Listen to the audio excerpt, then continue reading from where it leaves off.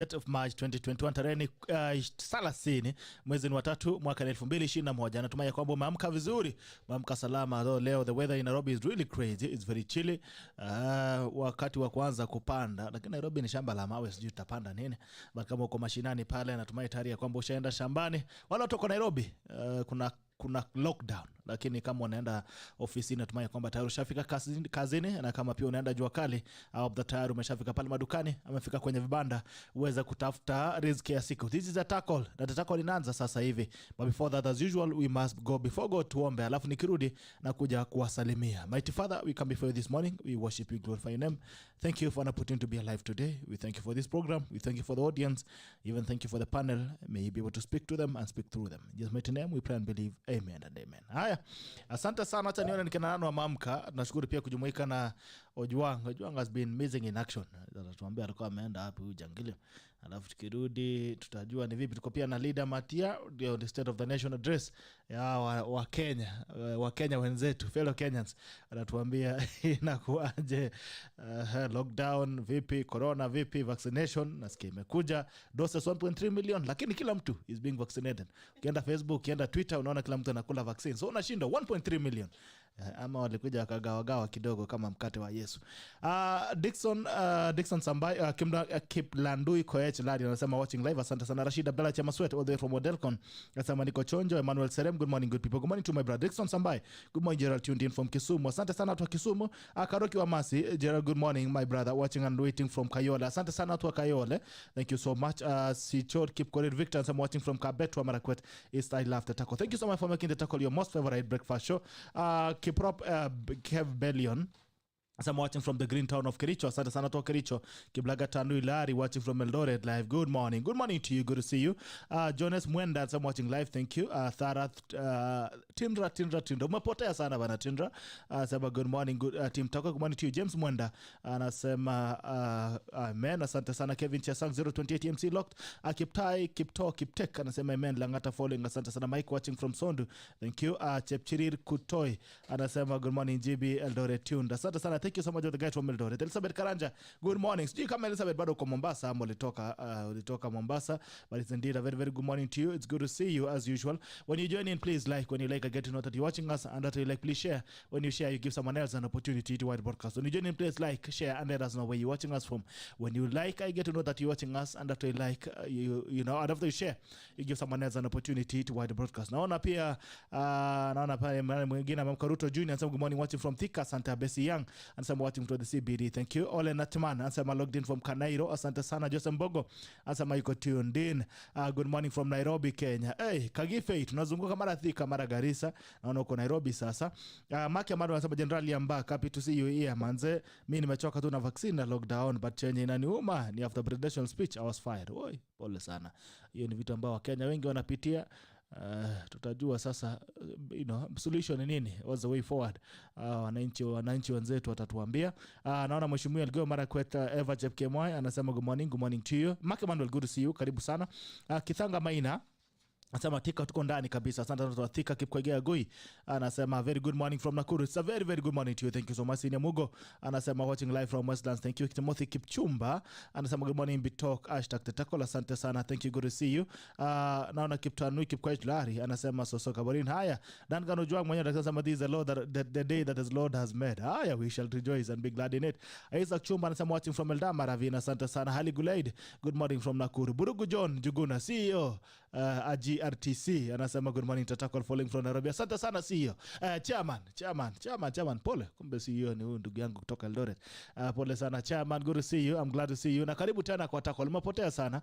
You've not seen you in a very long time. We need to see you again. Tujue inakuaje counties zinalalamika ya kwamba ziweza kupata ela. There seems to be a lot of conflicts again between the government, the national government and the devolved governments, that is county governments. So we hope to see you soon so that you can tell us more about what your organization is doing to ensure that there is a seamless working relationship between the national government and the devolved units. Haya, Dike Jebwana anasema watching from Membu. Asante sana. Anasema Asla Sekondari Kioko. Anseloti Ben anasema niko Kilungu. Asante sana kutoka Kilungu Hills. Cheru Charles anasema falling from Ruiru. Good morning Bito. Good morning to you. Jeff Owar. Good morning Dr. Ojwang. Ano mwana wezi nsalimia. Ojwang umesalimiwa na Jeff Owar. Robert Ngetich anasema live from Koisege Mtindi Red Nandi County. Asante sana. Kimisa asante.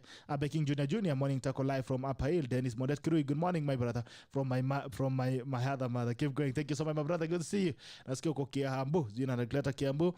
Jamaa mwenyewe Technical University of Kenya na Alan Kibet anasema good morning Gerald Bito following from Nairobi. Asante sana. Thank you. Good to see you. Daktari Ojwang. Yes, how are you? I'm good. How are you doing? Good to see you. Yes, sir. It's been a long time.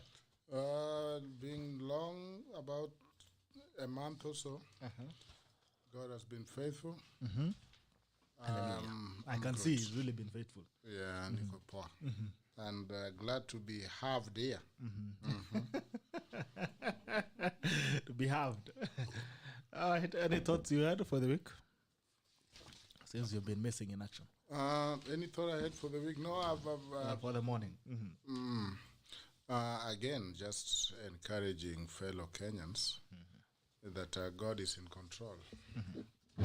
Until we hear otherwise, He is in control. So lockdown and all this crazy time, it shall come to pass. Let us do the best we can with what we have, and be hopeful. I was seeing the Minister of Health requesting that people are hoarding gas cylinders. Hey. I don't know the context of this. Did the government give people gas cylinders? Is it? Do people generally have 2 cylinders? I don't know. I mean, is it the cylinders we used to cook? It should have elaborated it more. I mean, it should have elaborated it more. Are you guys breathing in? But this is, so it is charity. So he has oxygen, but he has no cylinder to put them. And somehow he has narrowed this to households that have unnecessary cylinders. So please, release those cylinders so that they can be filled with this important oxygen for the sake of Kagwe to fight COVID. I don't understand how things work anymore, but I gave up on that. Asante. So, lady, how are you? Good to see you. Good morning. It's a good morning to you. Thank you for having me. Karibu sana. This is your first time on the tackle. It's my first time. But I understand it's not the first time for your eyes. No, I'm a huge fan of the tackle. Wow, thank you so much. Yes. So it's good to see you and to give you an opportunity to introduce yourself to Kenyans. Then you tell me mambo ya cooking gas inaingiliwa hapa na hospitali ya Kago. My name is LYDIA, MATHIA. I'm an advisor in the Ministry of Public Service, Youth and Gender Affairs. More than that, also I'm a founder of Daughters of the Mountain, which has evolved into Daughters of Kenya, where we are having more chapters because there was such a huge demand for this platform by young women from other places. Interesting. So we have Daughters of the Lake, Daughters of the Valley, Daughters of the Coast, coming under the umbrella of Daughters of Kenya. Wow. And that's what I do when I'm not running around Government Square. About these cylinders, you know, the issue is the issue is this. The demand for oxygen has doubled to what the government had, for example, used at the same time last year. So, and there's a sense in which I think the way hospitals had organized themselves is that they were using 1 cylinder for 1 patient instead of sort of like piping it for more people to use the same cylinder. So now cylinders are becoming bottleneck in terms of being able to deliver oxygen to patients. So they are, first of all, hospitals are being urged to pipe the oxygen so that it's not 1 patient, 1 cylinder kind of a scenario. And then there are people who are in the industrial space who use oxygen. And so they are also being told to sort of surrender those cylinders so that we first prioritize the health sector and supplies it to the health sector, and then they will be able to be supplied perhaps later. And perhaps those are the people who are holding on to those cylinders because they don't want their businesses, to come to a standstill. Yeah. To call us. So see at petroleum. Oh. But have you ever had it done like this anywhere before? Where somehow we have oxygen, but we run out of cylinders. So we have oxygen. Can we take your word in this show that we have oxygen? What we have run out are the containers for the same. We have oxygen, but we have mismanaged the distribution route for that oxygen. So you have sort of like maybe hospitals have not built the infrastructure to pipe the thing. Okay. So they have the beds, but you have to like put the cylinder next to the patient for it to work. But so where are we keeping the oxygen in the meantime? Sasa siko kwa hizo nini? Siko kwa hizo cylinders, lakini kuna hospitali zenye zimewaya kama hospitali zenye ziko kama Meru hivi na Kiambu. Okay. They've got this huge tank, then they wire it to the patient, but not all hospitals have been designed that way. You know, when you hear a country being called a third world country, don't argue. And I'm speaking to myself, who have argued a lot. You know, there cannot be first world without third world.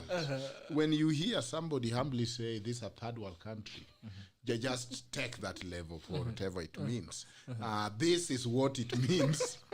This kind of mismatch. So one time you have a container without cylinder, without oxygen. Another time you have oxygen without cylinder. We have inflation of oxygen without cylinder. And then you know, I mean, which are these industrialists? Which group is he targeting with this message? I mean, they know themselves. If you are holding Kagwe cylinder, please turn it up. I think it's that easy. Elizabeth Karaja is saying, release the Africa's Kenyans. I was ever 20 Africa's, mitungi Africa's, 20 kwa manyumba. David Kamasabu, good morning, Conductor. Asante sana. Karu Kamasabu, kindly adjust LYDIA's volume. Please, it's low. Angalia. Sijikame uko sawa. Isaac Chuma, sama cylinders. This is confusion. Zaki on somebody lockdown in Eldoret. We keep safe. Fan 001. Sielewi Kenya tena. Haya. Elizabeth Karenda, Kiptos, Kipteka anasema OJWANG Zwit niko locked Kansas City tuko ndani. Christopher, asante sana to diaspora, good to see you. That is Christopher Sang, good to see you. Mutua Plantation. David Mutu anasema Sheridan watching from Dubai. Asante. William Mwangi, good morning. Misoy Victor, good morning from University West Campus. Ismail Maritim, good morning to my brother Esther Bosibori, tuned in from Nyamira County. Asante sana. Daughters of Nyamira, nimesikia kuna daughters. Robert Mukundi, sawi msechana. Haya, asante sana. Okay, we'll start from you, because you mentioned that you are under the Ministry of Gender. There's been a conversation that has been going on all through the week about gender GBV, that is gender-based violence, and it has suddenly escalated into a fight between men and women. Where is the problem? The problem is that men don't like hearing feedback. Okay. And do women love hearing feedback? Actually, human beings have a problem hearing feedback, and our immediate reaction sometimes is just go to the defense. And I think that's what you're seeing, that reaction, where when women speak about their issues, men feel attacked. You know, they feel like they're being accused as if all of them, you know, are this, you know, sort of like heinous abusers of women. And so that backlash, that's what it is, where men are trying to be like, but we're not all rapists, we're not all abusers, we are good people, I'm a good person.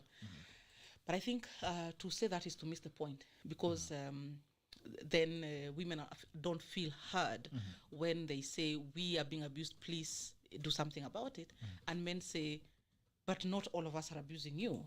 But even if men are not all abusing women, a majority of them are quiet. They're standing on the sidelines, and that silence is sort of complicit consent for abusers to keep doing what they're doing. There is a sense in which there's a peer culture amongst men that doesn't hold accountable the men who abuse women. And because of that, the men who are abusers do not pay any social collateral. They do not suffer any reduction or adjustment to the social status when they abuse women. And because of that, this issue of GBV has escalated to pandemic levels globally. And the only people who can change it are men, by adjusting the peer culture amongst them and pushing back, interrupting and challenging the men amongst them who are abusing women. And I think that lack of partnership from men is what makes women feel even worse. Is, you know, that thing that who said, I think it was Martin Luther King, that what hurts more is not even, you know, the aggression of your enemy. It is the silence of, you know, of your friends. Good people. Yeah. So I think there's need going forward for men to adjust their peer culture and interrupt the ones who are abusing women. Until we get there, then... But do you think men are also being abused? Of course, men are also being abused. But And I saw a comment somewhere from a woman. Someone was saying, was arguing that men are being abused. After we're seeing sodomy happening to men are being sodomized, even children. I've seen that quite often happening. We are seeing men who are losing their transformers, and we laugh about it. And we make memes about it, and we say, transformer mengolewa. We are seeing men who have been beaten. I saw some videos which are going around, and we're not seeing this enough condemnation. And then this lady was saying, why are you not speaking for yourselves? so here's the thing. Even the boys and the men who are being abused, again, disproportionately, overwhelmingly, the majority of them, again, are being abused by men. So when women are speaking against abuse, it is also to the benefit of the boys and men who are being abused by other men, right? But even beyond... So we are abusing each other.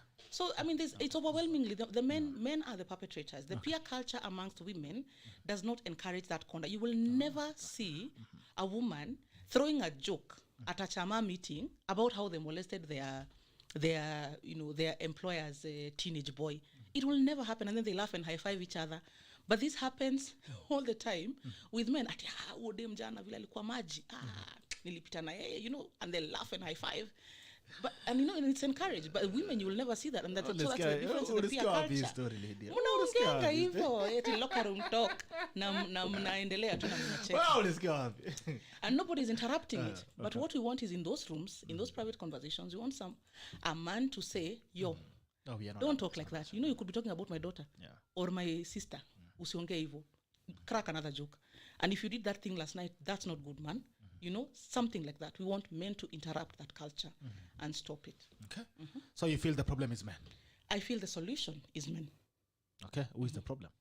The problem is the men who do it, and the solution is the men who don't do it. Okay. All right, Ojwang. Because there are some boys who are fired somewhere. Yeah. The homeboys. Yes. The boys from homeboys. No, I'm even now they are saying even the women wanted to be changed to home girls radio. Yeah, but you see, I'm even wondering why there is a debate about this. Why should it even be a point of debate? That unfortunately the society and the patriarchy has embedded what appears to be neutral, but it's not neutral. It's a very toxic culture against women.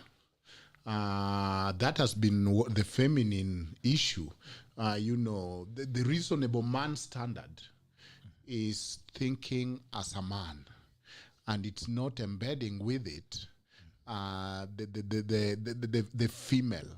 The female, what we think as social space or private space are issues where a lot of GBV happens in the private space. And that space, we want it not regulated, but it is where women suffer. So I've no doubt that it's not even funny. I don't know why even talking about taking advantage or raping could make a common chat among a normal person. That should not even be up to debate. I mean, how silly is that?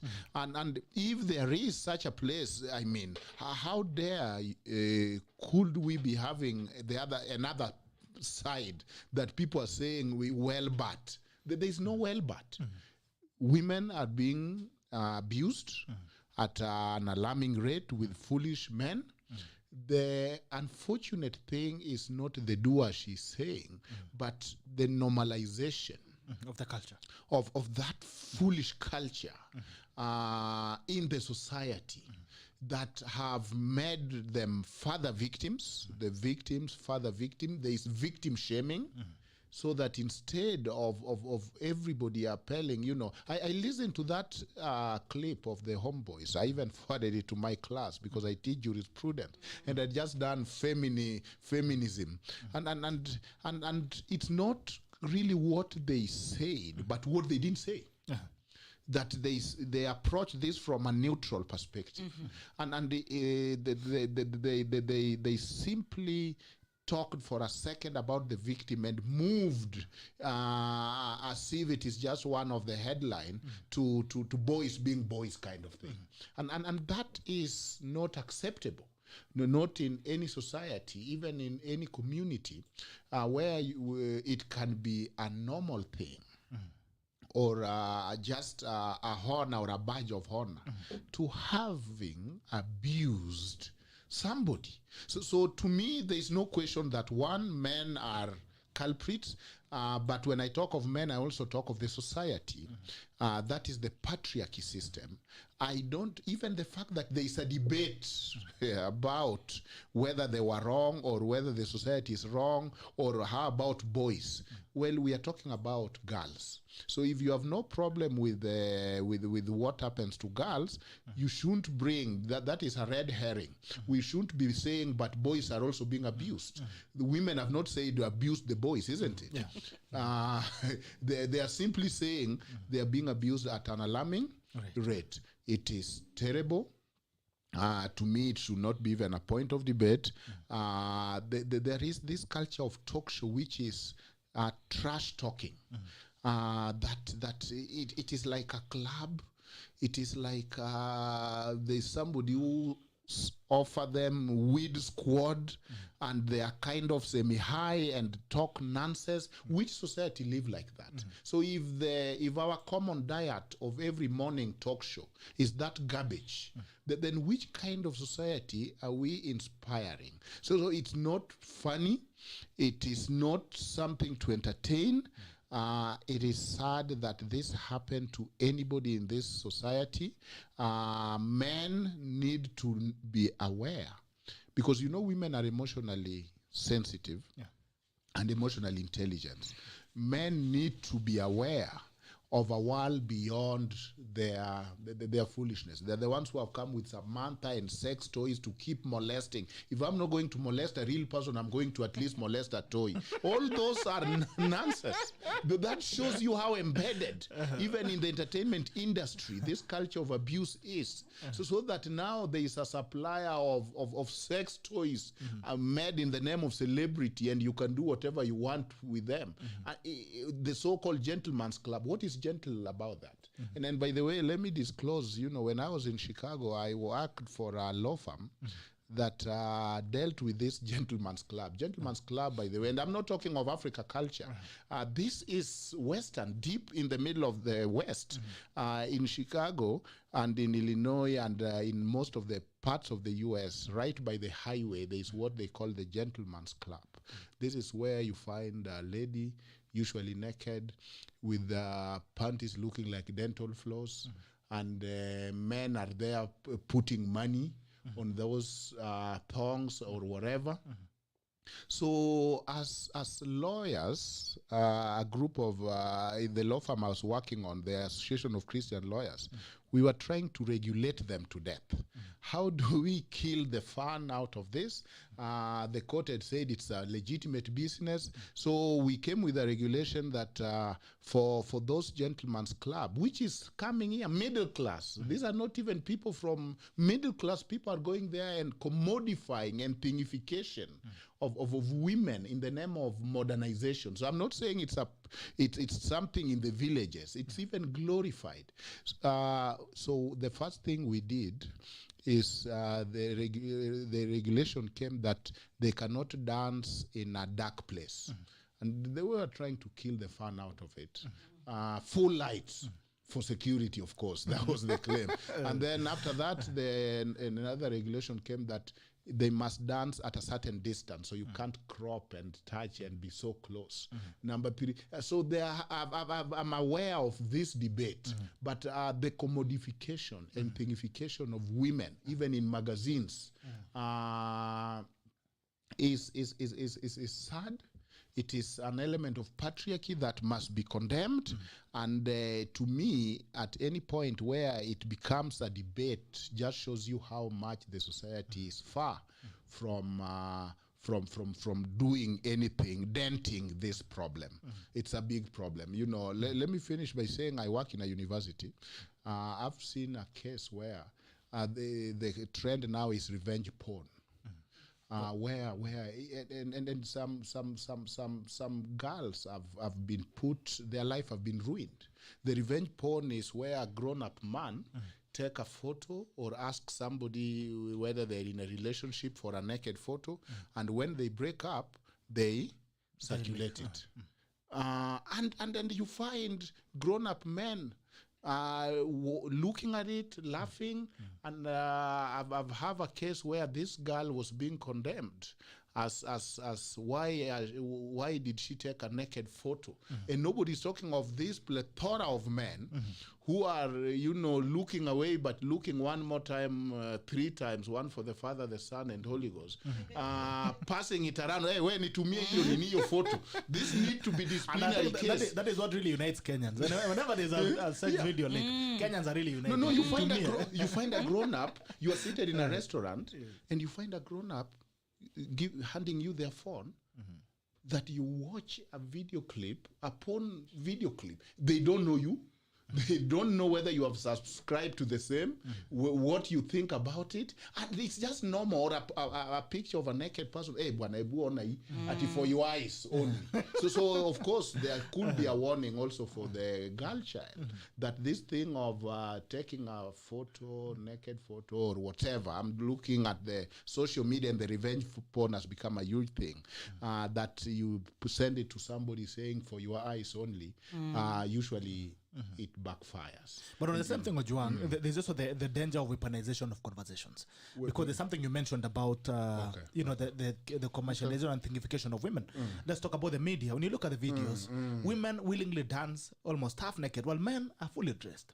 How do we tell these women that, don't do that? I mean, you should not be doing that. Why do they do it? Sorry, I jumped the gun. But the question could be, why do they dance naked? What is the level of consent in terms of women also being abused? No, we have voluntary assumption of risk, but still, they are victims. They are the victims of the same patriarchy. They are dancing naked because somebody somewhere want to see somebody naked. They are not dancing naked for themselves. And that is where I find the irony. Can you imagine if somewhere in my village in Rangwe, I just heard our village women coming and dancing to me naked? I will be in jail. But when you do it in Westlands, it's called Gentleman's Club and whatever. But I remember when I was in college, one time one of my girl who was in law school actually sent me a text saying, do you know I made $3,000 last night? She went and danced her whatever off. But they are doing it because of the society, because of the weaponization, because of the patriarchy. That is where the creation of Samantha and all that come from. But finally, yes, I see the conversation. You see, law cannot regulate. We have what we call the dance of sexes. There was sometime a bill that was proposing that, if you stand in a bus and you touch somebody, you fall on somebody, or you give somebody a look, or you wink at them in a way making them uncomfortable, then it should be illegal. But the parliamentarian said, there are things that are just good manners. There are things that we cannot, the harm theory. If it doesn't harm the other person, we are not going to put law on it. But finally, even as we regulate or we talk about those spaces, there is a culture of respect, there's a culture of decency, there's a culture of dignity that is being missed. So when you find this girl dancing naked, like a KFC chicken thighs, breast, or whatever, dismembered, they are pointing to a bigger problem in the society. That is not to say they might not have a blame, but sometimes it's a matter of, am I going to go to bed angry or dance for the men naked? So the question is back to that man who knows that this is person who is dancing for me so that they can have money, and I cannot give them money or help or assistance any other way. By the way, some are on the pole when they're pregnant, 8 months pregnant, sliding on those poles. The question is not back to these women. To some extent, you can ask them, and I think that you should. But the question is the society which find entertainment. There is something wrong with that society as a whole. Okay. The same thing, Lydia. What is the danger of weaponizing the conversation? Because then, if we weaponize it, then it means we cannot have the conversation. Because as a man, these days, when you're asked about anything to do with GBV, you'll keep quiet. We're not having conversations. So you see, first of all, let me say, even the issue of these gentlemen clubs and these, working girls, they're working.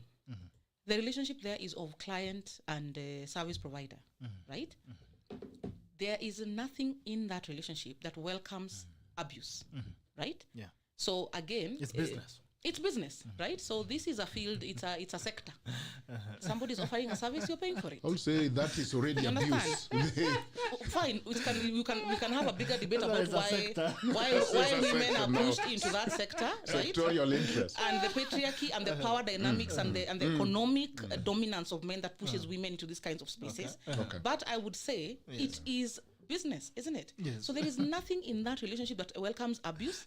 If you ask for a service, you pay for it, and you do not go beyond the parameters of whatever service that you have been granted. You understand? So, like for instance, the men who beat up these girls when they go to service them, and the ones who refuse to pay, and those kinds of things, the power beyond the dynamic consent. has to remain balanced. That I'm offering you a service, you're paying for it. Pay me, we move. Yeah, when we move, it's a sector. Hallelujah. Now, the other thing is this about the conversation and the danger you're asking of criminalizing and making it impossible for people to have this conversation. The issue is not the conversation. The issue is the language Okay. that is In which being is put used. out. Okay. Right? So, first of all, there's this scholar who, and I've forgotten her name. She's called Julia Penelope, something.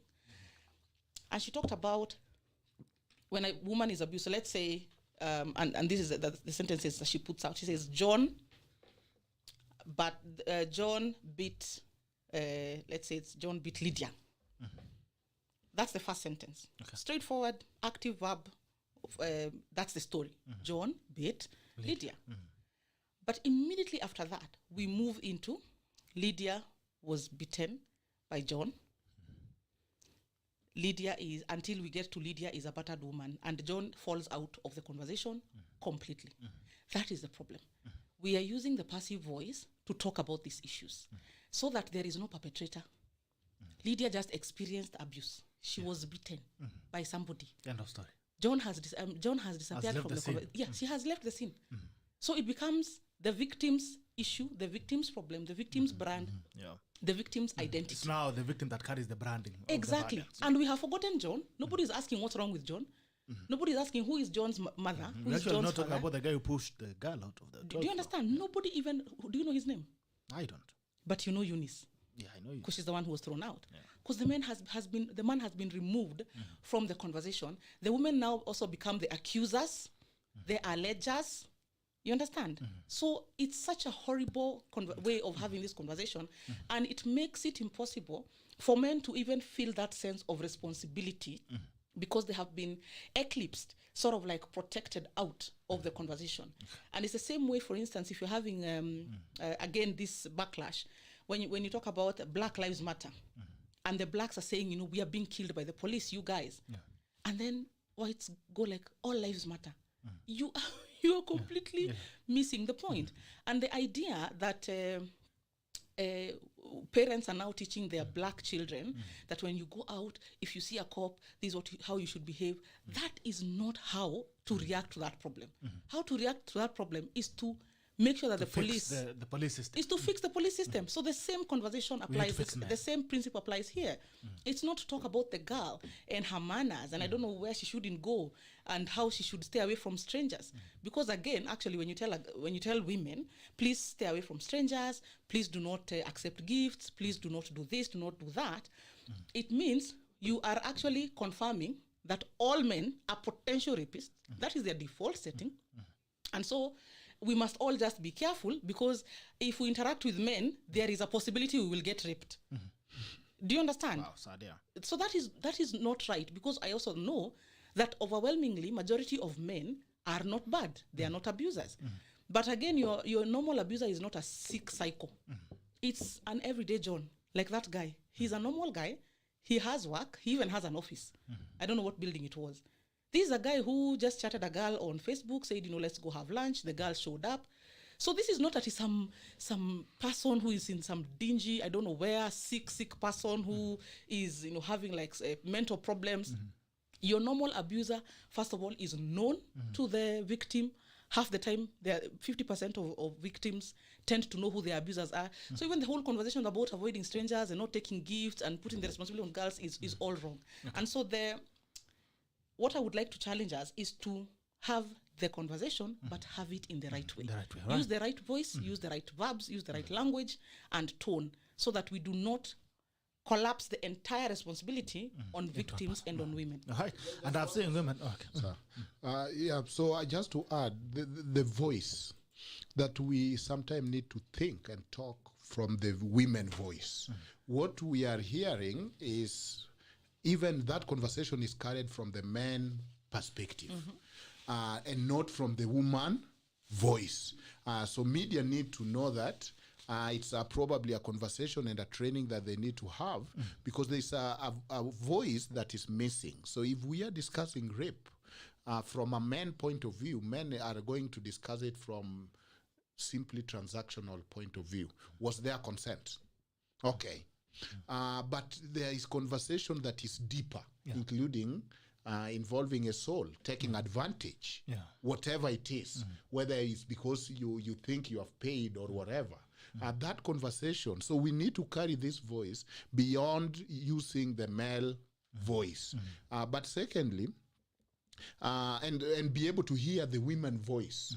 That for women, the consent means something else sometime in terms of it's not purely transaction. Women are relationship wise. They're emotional. Yeah, women are more interested in peace, people getting along, things like that. Men like the chase, testosterone, and all that. So it is important to hear women's voice, carry women's voice, even when we discuss rape and consent. But I also think that just by saying, okay, there is a little bit of a laxity among the girls.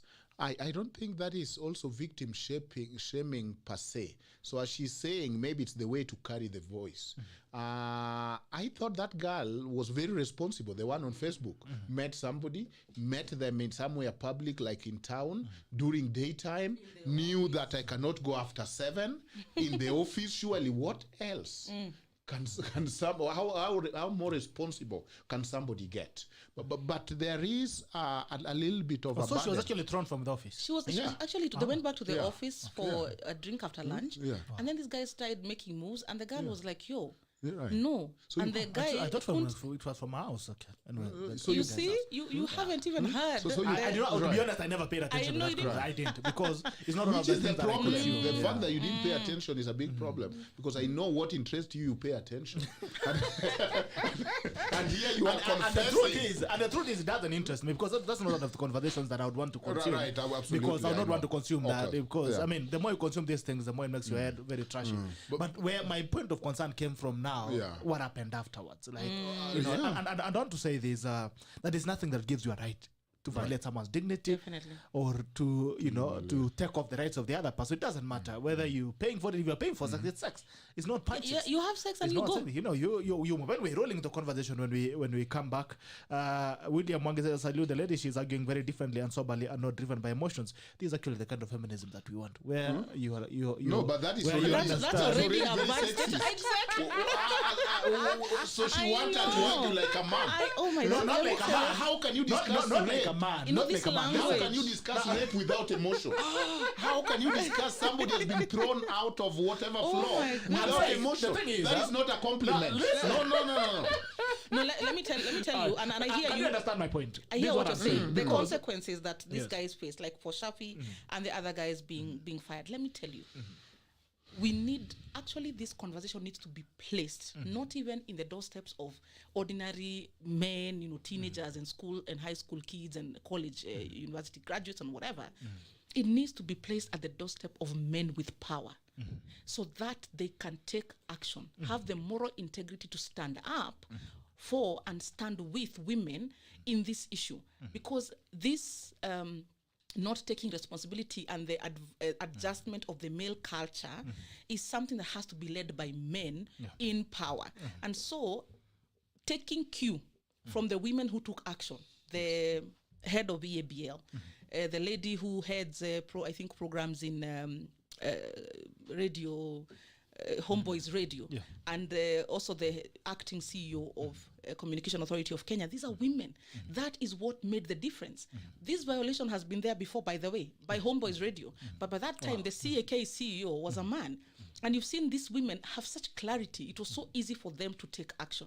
But what about in all those other institutional spaces and authority, and power places where women are not the ones who are leading? So we need men who are in power to be able to take similar action. The conversation. To take so that they and with emotion, so that they can change. That is a clarification. So that they can change this thing I called the peer culture amongst men. So that you talk with this platform that you have here, you make it so clear that the policy here, these are the standards. So these guys who are working for you here, and everybody who walks into this show and this building already understands what the tone from the top is. That there's not going to be tolerated abuse against or men or women. Against men or women generally, so that there's humanity. But the issues on women, it's a man who needs to make the change. And they say generally, clearly we are the culprits, and we've not really acted much. When the buck stops to the man, first of all, they look at themselves as a man before they make a decision. So maybe we need to start having these conversations with men, and not just men in power. The most regular man on the ground. When the villager in the village knows that I should not violate a woman next door, I mean, that's what we need to fix it. Yes. The people in the problem is the men in people power. In Mercedes are for real. No, I'm not just making this up, by the way. But they're the ones also in power, because we're still in patriarchy. Tusonge. Douglas Njorogen says, following from Nakuru lockdown county, asante sana, hata huko ni lockdown tuko ndani. Abigail Wanjiru Kikonyo, this statement, don't be emotional, is the biggest insult to women. Abigail Wanjiru says, have the yeah, it is. Abigail Wanjiru Kikonyo says, have the conversation in the right language, tone, direction, and voice. 100%. Asante.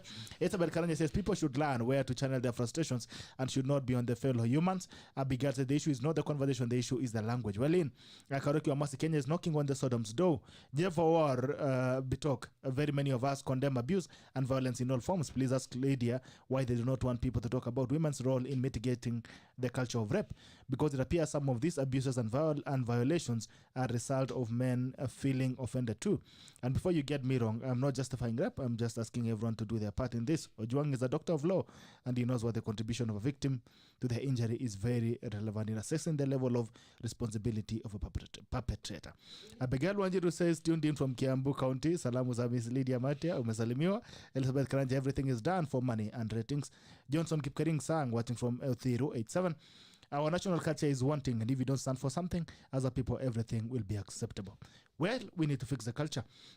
MC Kala says conversation has become so sensitive. Councillor Tau says conversation is sober, but where is the man's voice in all this incident? All right, with all this, talk to us about the Daughters of the Mountain.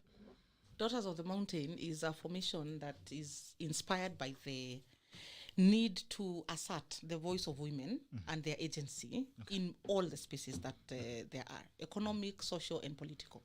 So that what we are saying is that there are so many women who have so much capability, but you never really see them at the forefront because they have this sort of fear to stand out and stand up for themselves and for the things that they care about.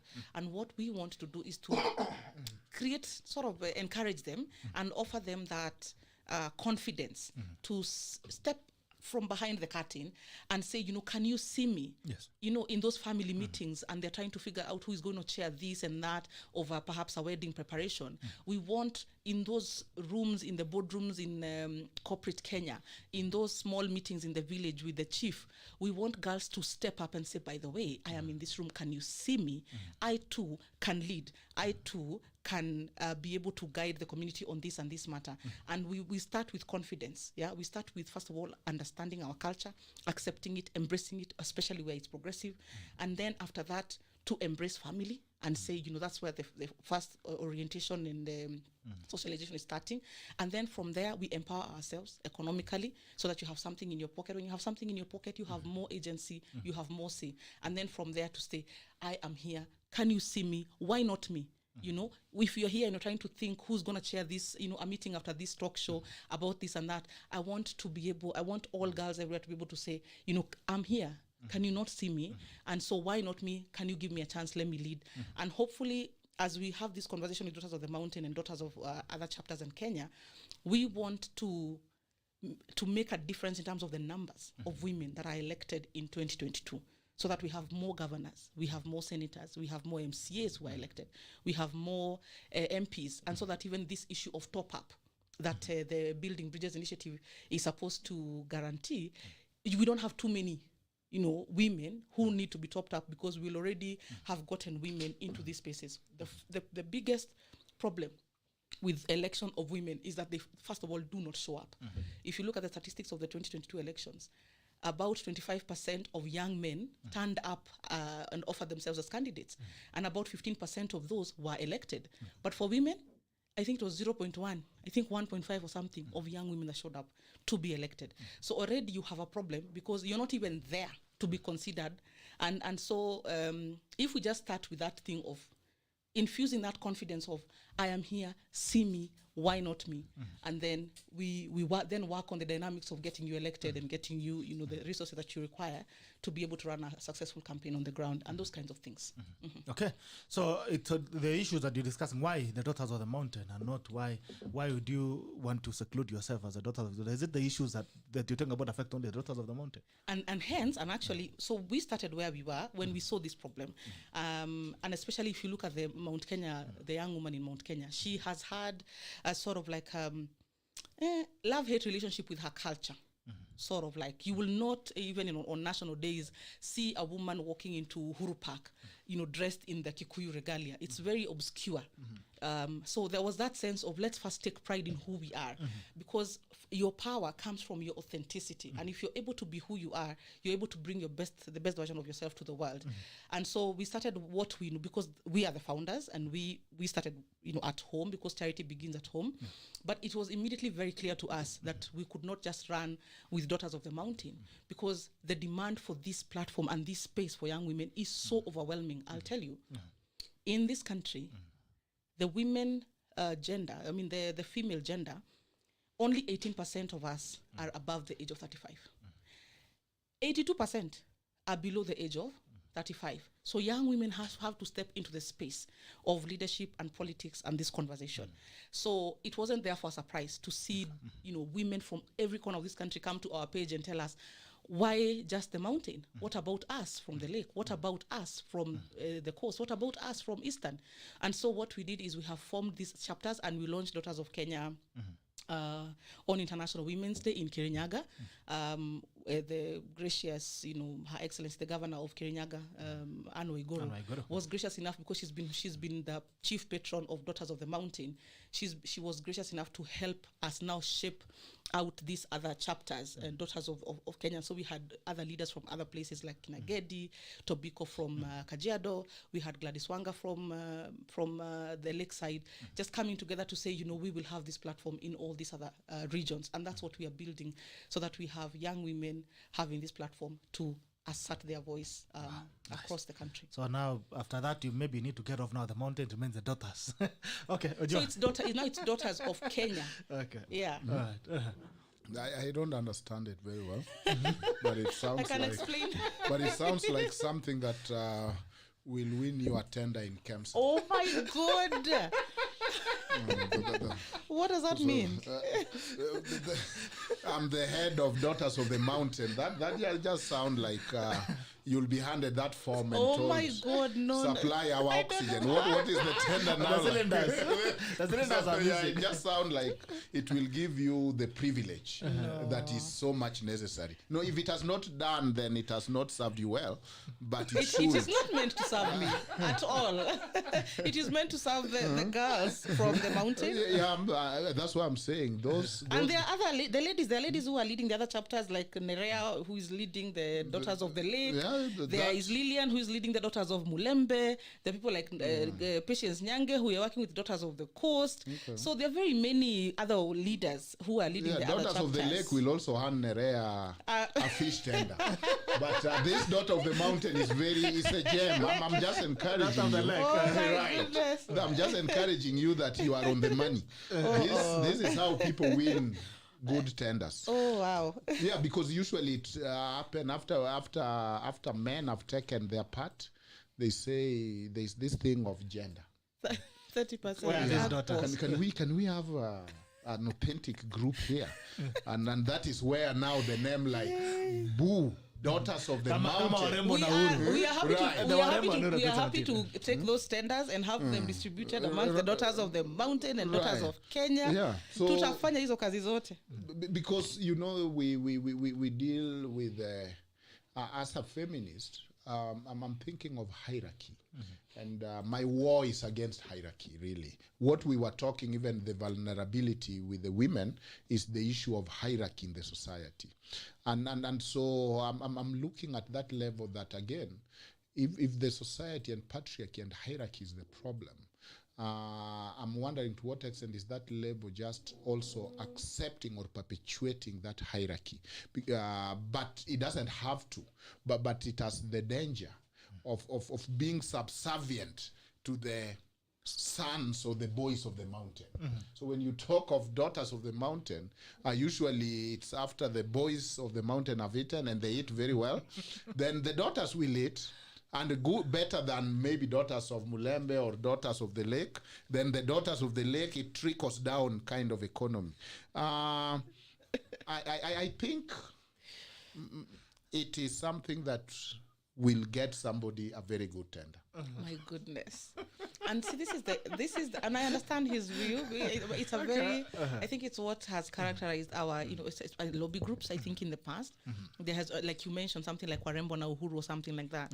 But you'll notice that our slogan is not geared to any particular individual, because this is centrally about the place of women in society, in leadership, especially, and in all sectors, corporate, academia, and everywhere. So we are not some kind of like lobby group to try and help any other person or service any other person's aspirations to it has leadership. no political interest. The idea here is, where as a young woman, do you have voice? Do you have agency? Are you able to exercise that and be able to say, why not me? And the question, there's something fundamental.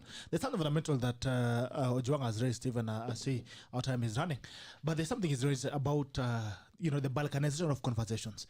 I have a platform, and people have accused me severally that maybe I'm paying homage to someone because of my second name, because of my surname. And I've never had a conversation that directs where I come from. I've never talked about Rift Valley in my conversation. I've never said I'm the son of Eldoret. I come from it. I've never talked about it. I've not driven interests that are geared towards certain person, a certain region. Now, there is a danger of conversation that we're having right now, even as we're seeing my comrade in media, Mutai Ngunyi, keeps telling us about the mountain this, and this, and this, and this. What are the dangers of balkanizing, especially at the point where you're talking about uniting the country politically? In your own opinion, what are the dangers of balkanizing conversations and getting to a point where I feel I should not relate with what OJWANG is saying, because it's conversation about Nyanza and, it's about us, let's build us, let's do this for us, we need this, we do this and this. And I come here from Eldoret and I say, no, it's about us from Rift Valley, we need this about us. What are the dangers of balkanizing these things? Actually, the danger is that you sort of box people into, for them to pursue leadership, for them to pursue power, for them to get access to resources, they have to gravitate around their ethnic identity. And by the way, Daughters of the Mountain was inspired by exactly that particular problem, because you will notice in the mountain there is very, very little room for the woman and for the young woman to come up into a position of leadership. And so we are saying, well, as you organize as Mount Kenya and say that you want prime minister or you want president or you want what, please remember that you have the female gender right here next door, who you have to think, how to accommodate, and telling also Daughters of the Mountain that it's not only men who have to negotiate on behalf of the community. The community is half men and half women. So we too can have that conversation on behalf of our people, and so can daughters everywhere.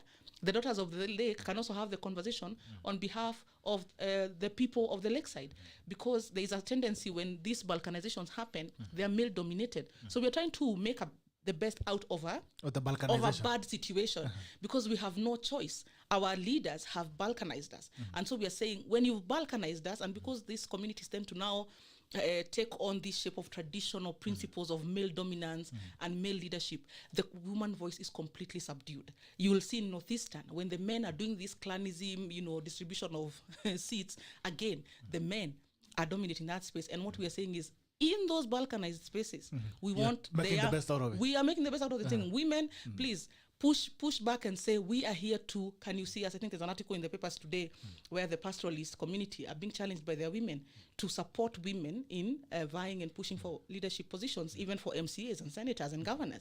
So don't just say, huyu kijana yetu ndiye atakuwa governor, huyu kijana yetu ndiye, and then you just leave the women to fight for this women rep position. Let us see women MCAs elected also in Northeastern and those kinds of things. I think there is there's definitely that danger, but this is the reality that we have right now. So it is up to us now who believe that we have alternative ideas to push through those same arrangements and say, fine, you have Mount Kenya negotiating, but let Mount Kenya also be led. Let us see women leaders of Mount Kenya also leading those conversations. Let us not always see Kalonzo from Mukambani. Let us also see Ngilu. Let us not always see Baba in the lakeside. Let us also see Gladys Wanga, Millie Odhiambo. Why not her? Why not her? Let us not always see Joho in the coast. Let us see Mishimboko. Let us see Aisha Jumwa. You understand? So that then, even if we look at the communities, then let us see those communities in their essence and in their diversity. It is almost what happened in Swaziland or Botswana after the king has picked the Virgin of the Year. The ministers pick, the rest. Then the chief, then the common villager. So after the Mount Kenya men have picked and dominated, then the next group is saying, hey, as women, we also need to dominate something.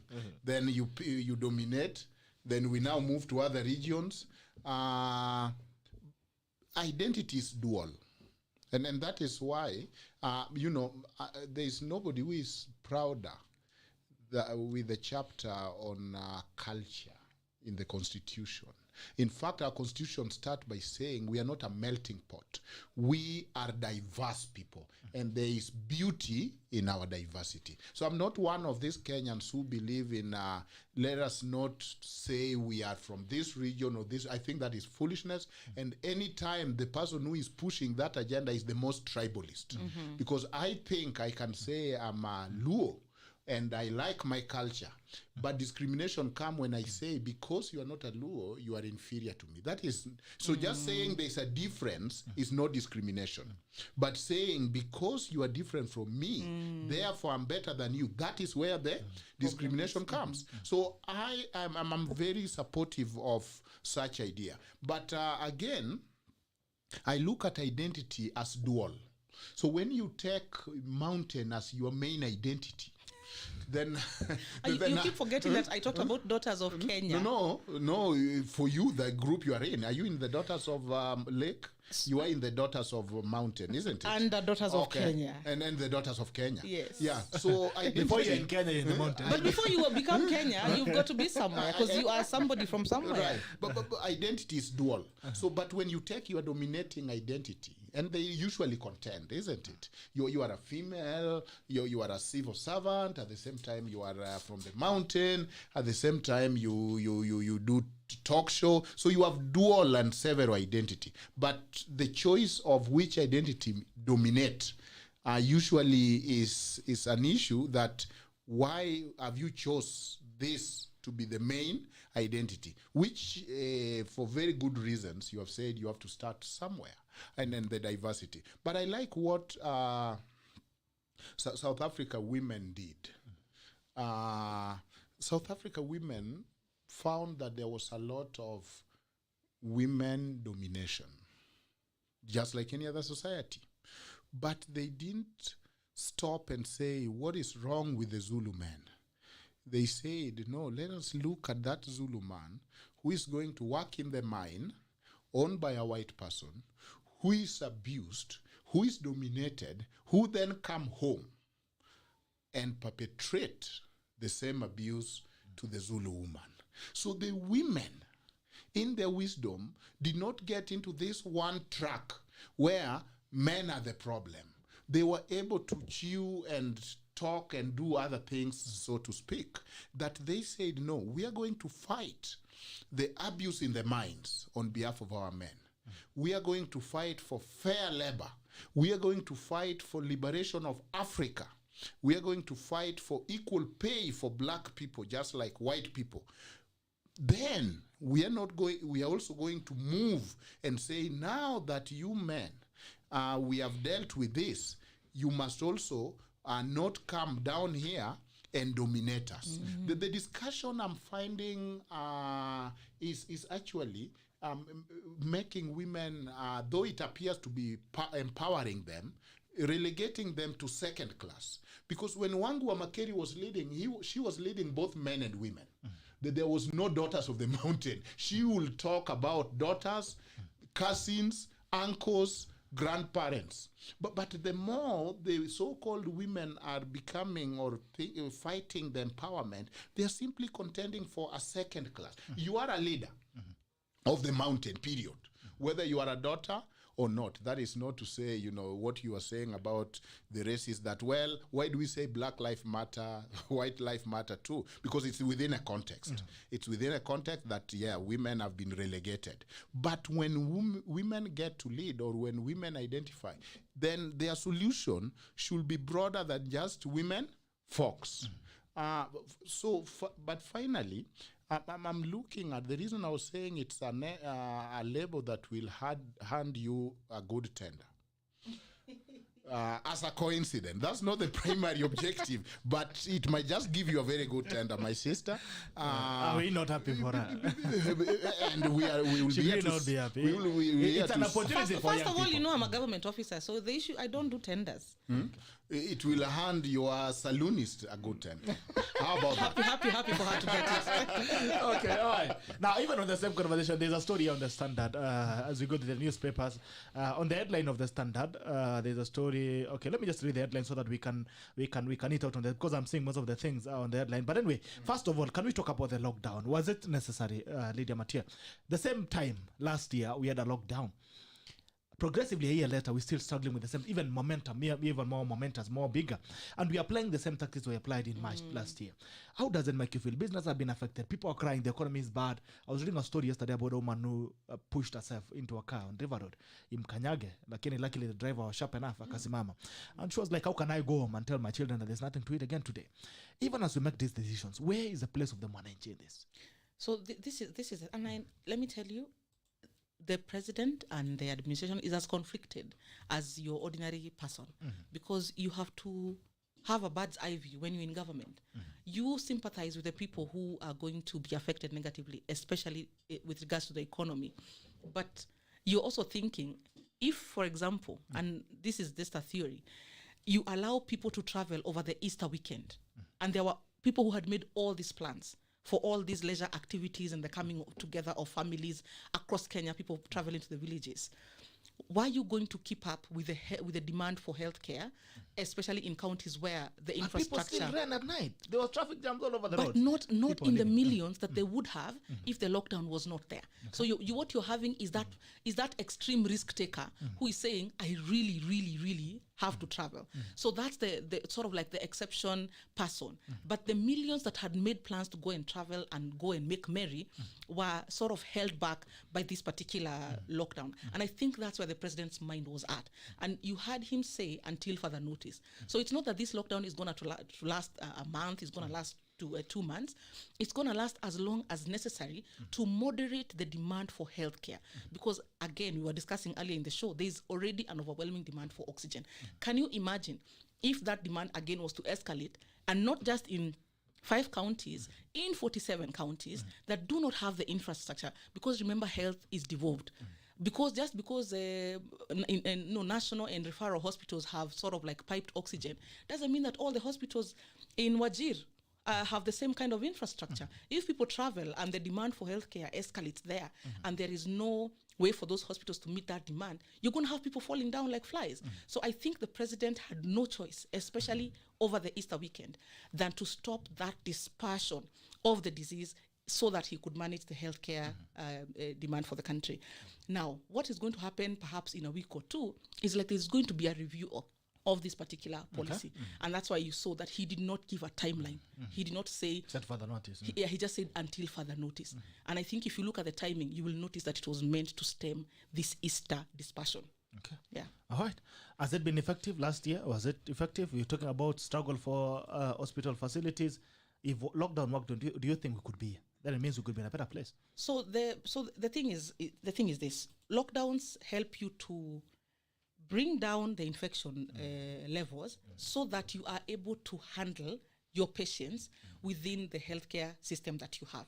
It's not that it stops the infections from going on. It just means that the infections sort of go hand in hand with the level of healthcare you're able to provide. If we had infinite healthcare, beds, ICU beds, HDU beds, and we had a lot of resources to that regard, we wouldn't have need to lock down. So you have to see the lockdown in the context of the healthcare system. So long as the president, from where he sits, sees a surge coming, and he knows the healthcare system will not be able to hold out any longer, he is going to shut down.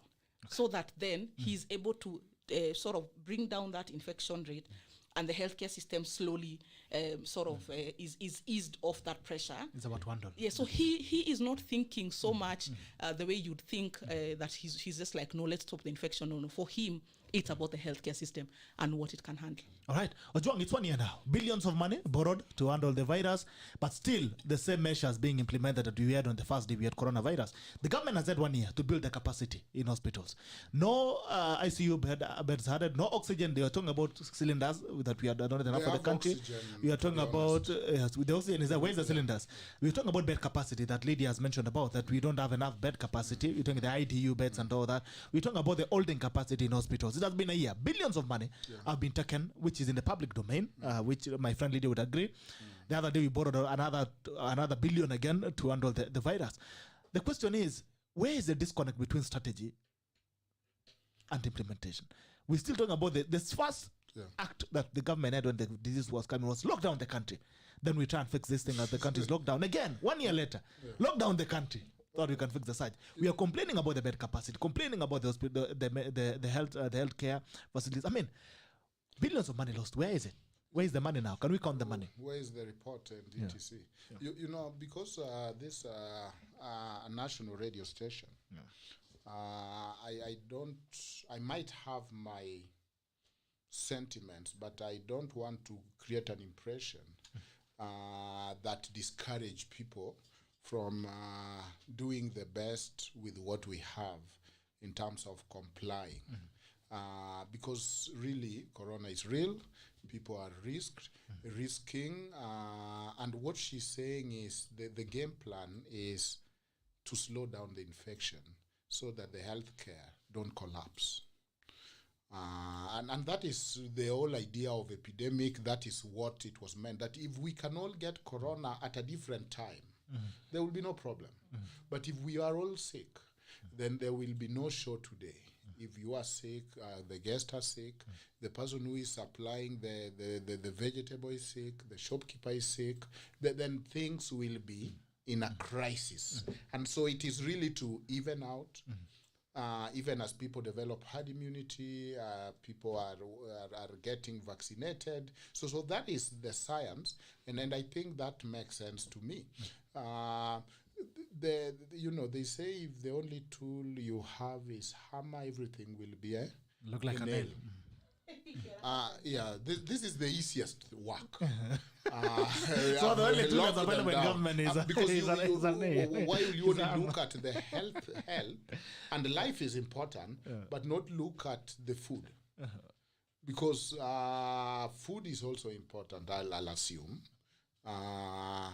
So it is what the president's strategy is missing is this, and it has been found severally, that even to comply with the law is a choice. I make that choice when I feel that law is fair and that law is reasonable. It has been studied severally, even in Britain, that when people feel the government is taking the lazy route and not responding to their other issues, for example, food, the economy, and simply doing the lazy button, almost like within one click of the button, I've locked down the country, then people compliance with those regulations are very wanting. And that is the human condition, that even as people who teach law, we realize that law, to follow law is a moral choice, isn't it? There could be law in the book, but I can choose to follow it or not to follow it. So when people feel that the president is taking the lazy route by locking the country, but not responding to the economy, the stimulus, how does that person who they knew can only survive by selling today is going to survive or go back home? Do you think that person is going to care about the damn mask? You know, this particular lockdown, and I think it would be very unfair to say that the president's actions are, sort of maybe not well thought out. And we have to always know that we do not have as much information as the president. He has more information than all of us seated here, and any of us, and whatever speculations That is we an might have. assumption. It's an assumption, but let me tell you this. If you look at this particular lockdown, I think I have a lot of information. it's highly it's highly I don't doubt that. It's a lot, but it's not as much as the president's. So here's the thing. This particular lockdown, look at how highly curated it is. The other lockdown, we had Nairobi segregated by itself, and almost all counties also locked down, also not being able to interact with other counties. Do you remember? Yeah. This time, you have a much different dynamic there. You've got 5 counties zoned into one, and then the rest of the country zoned, so that the only interactions that are prohibited are between the DIZ and the rest of the country. That's highly curated. Look at the flights issue. The incoming flights and the outgoing flights have not been banned. It means flowers can be exported. It means horticulture can be exported. It means merchandise can come in, right? One of the greatest issue that, for instance, this KEMSA issue has brought up is that the prices of goods were so high because commodities were not being able to land into the country. Do you remember? And so there is a lot of difference between this lockdown and that earlier lockdown. The truth is that this particular time, the president has really, really tried to minimize the impact on too many sectors. And so you'll find that predominantly the sector now that has been crushed is the hospitality sector. And that is not lost on the administration. And you've seen the sort of like the policy dance that is going on as the Minister of Tourism is trying to advocate for the sector. And you've seen, the back and forth sort of like, let's allow tourists to stay because maybe some jobs will be saved and those kinds of dynamics. So I think we have to look at it from a perspective of there is a lot of change. There's a lot of difference in this lockdown that was not there at the beginning. The president is not foolish. The administration is not blind. There is going to there is Inua Jamii. There are social protection nests that are there. There were programs like this Kazi Mtaani that have already been extended. And these people who are falling out of the labor force because maybe they don't have as many hours of work, or their areas, their work streams are closed. Can then exploit some of those. I'm not saying it's not an ideal job, but it's something you can hold on to survive for 2 or 3 or 4 weeks as sort of your business begins to recuperate. And it is true for sure, the hospitality industry has taken a huge hit, and I'm sure on this particular lockdown. But I know that the measures are going to be put in place to try and rescue. When I was looking around, actually, as you join in, I was trying to look for yesterday's newspaper. On the headline, it was splashed Kenyans who are full in Nairobi at the bus stations running to the village. And I mean, Lydia, you know how Kenyans are. You've been there long enough to understand the character of Kenyans. Anytime you talk about at a Christmas peke yake, wanaendanga mpaka na vitanda. You saw yesterday, I was trying to look for the yesterday's newspaper. The guys were full in Machakos airport, the airport in the CBD. They are going back to the villages. You're telling them not to go. The traffic jam on the same Friday that the president announced the measures, Mayu was on a lockdown completely because of the traffic jam that are going. And, all these guys are moving away from Nairobi, going back to the villages where we've told them not to go. And I think there's some serious reverse psychology. in the way this thing works. And we're exposing the same people that you're trying to protect to the same things. So anyway, with that said, I think for me, I feel it's counterproductive. And you're telling them we are giving up to Monday to run away. So are we looking down buildings? You know, let me tell you, if I lose my job, for instance, and I'm a waiter in some hotel, the president has said lockdown, hotels shut, bars closed, right? So I know I don't have a job. If I don't have an exit route to go back to the village, it means I'll be stuck in Nairobi homeless because I can't pay my rent. I'll be locked out of my house and I cannot even be able to pay that little rent that I pay maybe on a weekly basis, and I'll not be able to survive on food. So it is okay for me to be allowed an exit strategy to go back home. And this we learned from what happened in India, where all these workers, when there was a lockdown in India and all these workers were locked in, and the number of homeless people escalated because they were not able to keep up with the expenses in the capital city. So it is okay for the president and the administrator to allow for those exits, so that if you feel you're not going to be able to survive in this DIZ for maybe 1 week or 2 weeks, you can go and hunker down back in the village, and then you'll return. So the problem is not the people. Different. The problem is not the people, it's the place, it's the zone. Not the people living in the zone. You know, No, John. you know one of I was telling you the reason is that it's okay to allow people to exit and wait the things problem out. is the region, not the people in the region. It's okay for people to go and wait things out where they are most comfortable, as opposed to being told lazima ukae kwa DIZ. Ukitaka kutoka basi toka. And then it might be fewer, right? I get the point. You know, one of the way I listen, I'm a good listener. I listen to words like truth, and whenever somebody uses the word truth, I know that the next sentence is not true. Oh my because God. If it is truthful, you'll just make it. You'll just say it. Did I say truth? But yes. What did I say? But usually when people say clearly, it means that statement is not clear.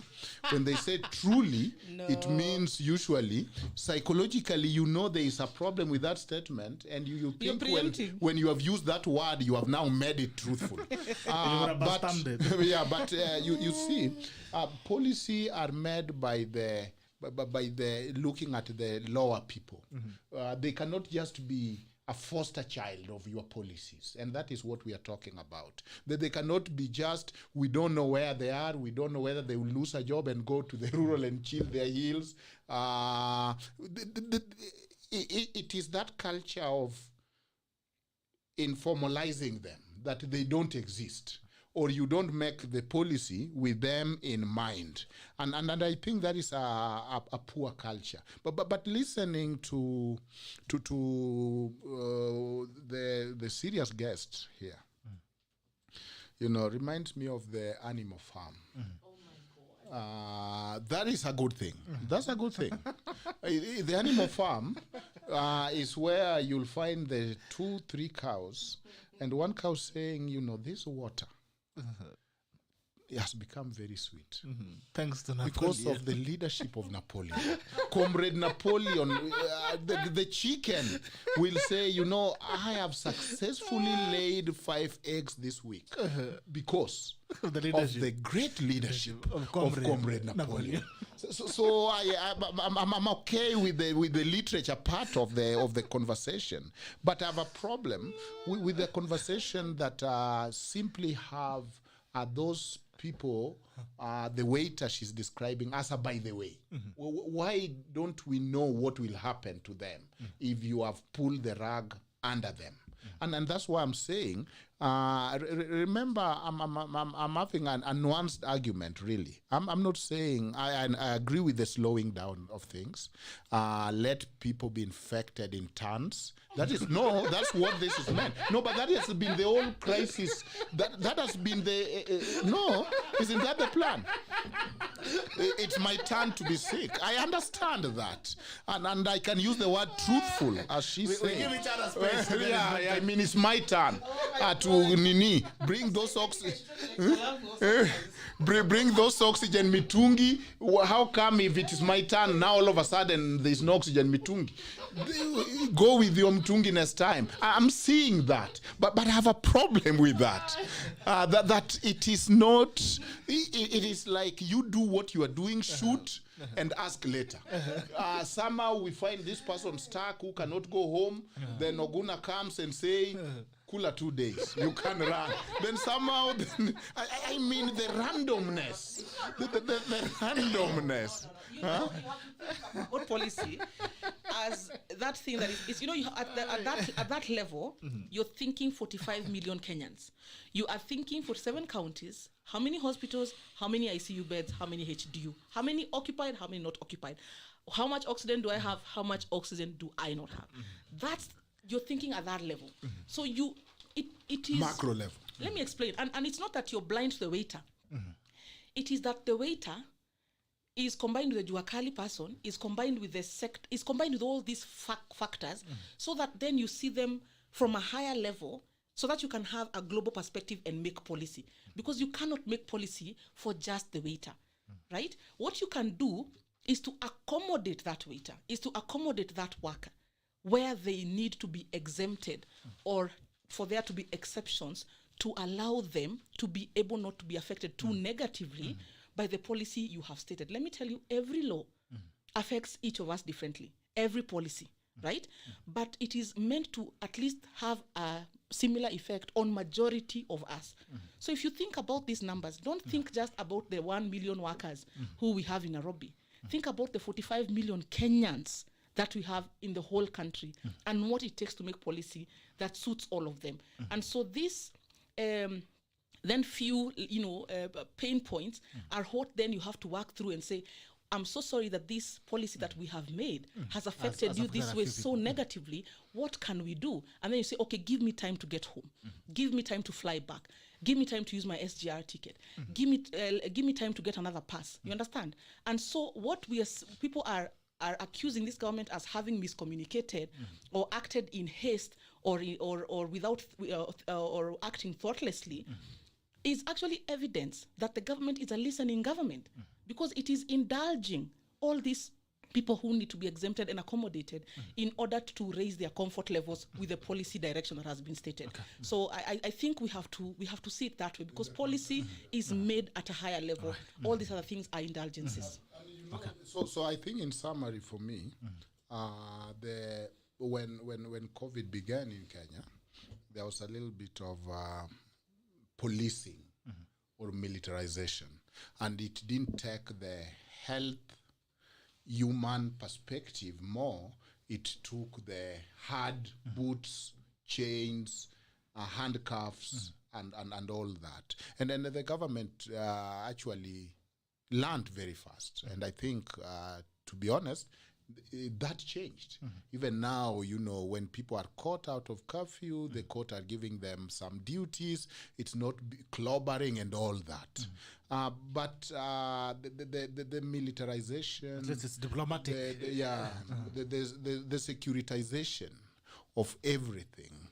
And you have to also notice that the president making policies, security is within the office of the presidency. And that is why it became very easy to make things a security issue and make almost everything a security issue. And then the government need to stop this thing of when health is not doing well, then health is devolved. But when KEMSA is being filled, it is now all of a sudden a national government function. So there is this thing when things go bad, well, we know health is devolved. You remember those young people with the one goat where the national government say, yeah, you need devolved county. So that ping pong is not helpful either, because we know when the government came with the big four, on what basis were they coming with the big four, knowing it's devolved? We know they have been very serious to dip their hands on the big money on the health. We know that the majority of the health budget still remains at the national. But be as it may, the securitization, the boots, the hard tactics, all those are okay. But the where the government is lacking is the soft, the health aspect. That's why I'm saying it's easy. This is the same government. That is why it's very easy for the government, even this week, to close the BBI secretariat and put it under Kibicho. It's the same militarization. That is actually where we it is the same culture. What is that? Let me don't derail the trend of thought here. And I will dock in a few seconds. So the militarization of everything. That's why I was saying if you have a hammer, everything become a nail to you. So that militarization, that hard security. Here, we are in a case where the government have not even tried to negotiate with the insurance why they cannot treat the COVID-19 patients or cover. I think that was done. You remember there was a whole committee of parliament that went into this conversation, and they held hearing after hearing until it was we know accepted. the place for hearing, and we know very well. It was accepted. I have patients. I have patients, by the way. Someone actually called in yesterday that have not, and they say they were not covered. I've had patients. But NHIF is covering They have COVID. not been covered. NHIF covers. And you see right as a now subsidy there's by a government. penumbra. There's a penumbra. You've just accused government of not helping out with insurance. NHIF, I'm telling you, covers COVID. I'm saying that there is the penumbra between. What is penumbra? It's this shadow. That it's like there's this penumbra between the big four. Do you know that when those counties that were picked to be the first pilot county are really crying because the NHIF kind of was stopped, or there was a little bit of moving people to that, then that stopped. If you thought of a responsible government. No, you try something. If it doesn't work, you change. Well, a country is not diapers. This is a country we are doing. This is not an experimental lab. We want steady hands there.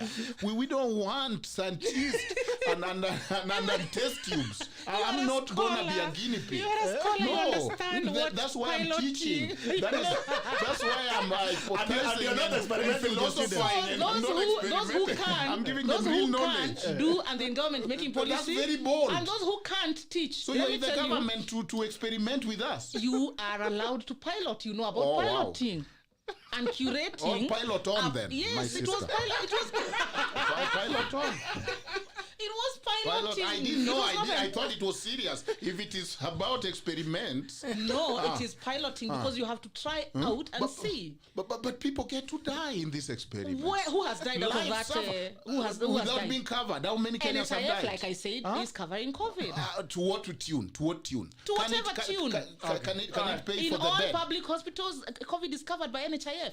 And that is the plain Go truth. fix the private insurance. And that is being worked on. Oh, right. I didn't know that. And it is going to Work be... harder towards it. Thank you. I hope the Ministry of Health is listening.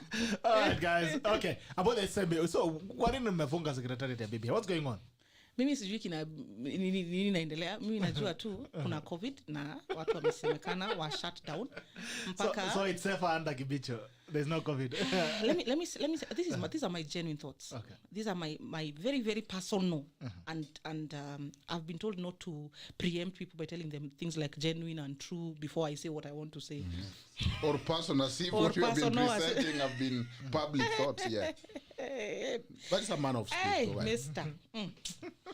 Sasa, mimi naona hivi. Hebu tuone wote. Saidiana kuona. Don't align the word personal. Wacha niseme hivi. Kuna shida mahali. And I believe that the root of that problem is Matungu. I think there are people who feel like there was some kind of interference in Matungu. Whether that is true or not will be proven. I think ODM is attempting to go to court on that matter. It has filed a case against. Has it actually been filed, or it's like sort of like They're speculative? preparing. They're preparing, yeah. Which, in my understanding, would be then political flex. They're trying to make a point.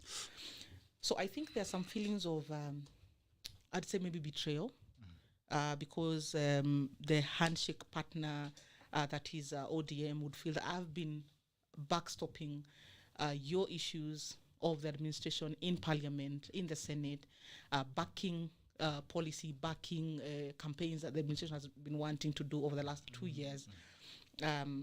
Why did you sort of taking their accusation that there was interference?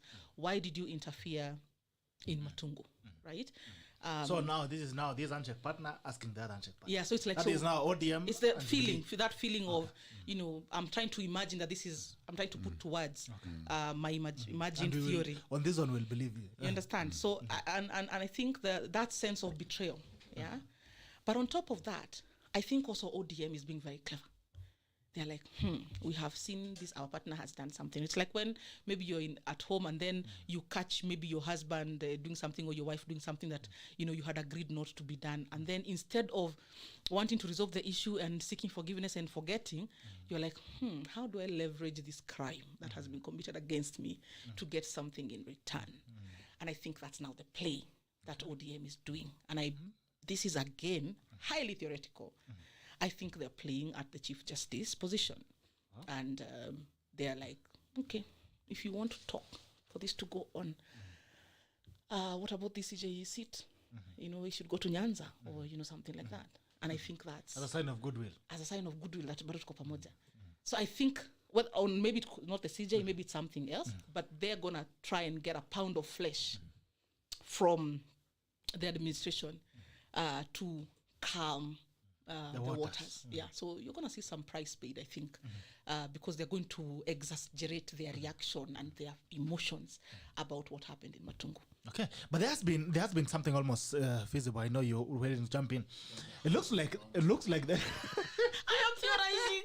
Literally, I'm just theorizing here. Okay, all right. I will take that as facts, not even theory. Because Theory. you sit where these things happen. Hell no. Anyway, I sit in the Ministry of Public Service where nothing political happens. All right. Don't you think ODM is justified? The president has been seen to be deliberately forming an alliance on the side. Remember when Anshe came in, one other person was there, which was the DP from Jubilee government, because it was Uhuru Kenyatta and William Ruto. Raila came in, and somehow, technically, or as a result, or consequently, the DP was pushed out. Now the Anshe came in, Raila Odinga, Uhuru Kenyatta. Now there seems to be another dalliance and some Kampango Wakando in the Anshe now, which is NC's Mudavadi and One Kenya Coalition and Gideon Moi. And Raila Odinga seems to be being edged out again. You've seen the president continuing to marshal people around him, calling leaders from Coast region who are under ODM and not having Raila in the same meeting, calling leaders from Western Kenya in the same meeting. And actually, it has been the complaint by ODM is that the system, the government, seemed to have sided with the coalition in Western region. Don't you think the claims by ODM are justified? Because it's clear that the president is edging out Raila Odinga and is forming another coalition. I think it's called One Kenya Coalition. This is I don't know to what extent the president is involved in any of these plays. Because he's visible, he's been there. I want there is such talk. Yes. And there are people who believe that not just talk action. We've seen people in the State House. They're in State House. This not this me. I don't know. See me. I'm just you don't see. I'm a theoretician. I'm You're very smart. You're a very smart girl. Okay, proceed. This is the thing. There are people who believe that the presidency and the president should never at any time be at anybody's behest. That there is one particular human person that can pull the rug from under the president's feet. And so there's a sense in which there has been a feeling that because especially of losing a section of the Jubilee MPs to the Tanga Brigade and them not supporting the government agenda, there's a sense that some people felt like perhaps Raila was again becoming very powerful and almost having the effect of having the president hostage and again this handshake arrangement. And so there are people who then out of that fear or concern would not want that to be a reality, that the president has to always abide by this arrangement or be pleasing to this fellow for things to work. And so what you have to sort of try to always make the president's space malleable and flexible for him to always have options.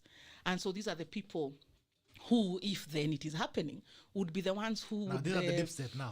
I don't know. These are the people now who would be... You don't know everything today. These, I don't know anything. Who would be trying to sort of create now these situations where there are other voices and other actors who can counteract that hostage scenario, were it to sort of emerge that way, and to prevent it from emerging and becoming a hostage situation for the president. I think from a governance perspective, I think you have to respect that astuteness and that alertness to people, and there's no administration that would want its president under siege or being held hostage by anybody.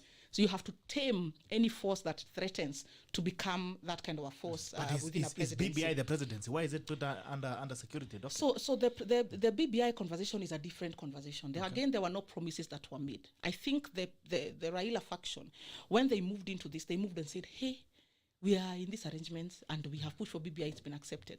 So what we will do, we will hope that at the end of this handshake BBI thing that we are doing, we will be able to draw some political collateral for ourselves for 2022. Not that there was anything said, but there were those assumptions that were made by ODM and by Raila that tutavumiliana mpaka kwa sababu najua pale mbele, it's like they can say me and you be talk, we even if ukinikosea it's okay, wacha tuvumiliane because pale mbele I know I can draw something from perhaps being able to come on this show and get people to listen to me, you understand? So I think there was that assumption by the Raila faction that there's going to be some dividend to be drawn out of the handshake process and the BBI process. And I think the thought therefore that dividend might disappear because of machinations of the deep state, as it were, because, as was done in Matungu, right? This, theoretically and allegedly. You understand? So therefore, you see, this dividend I have been patiently waiting for might not actually accrue. Hey, I need to rethink. Now, this is again my personal advice or perspective on this.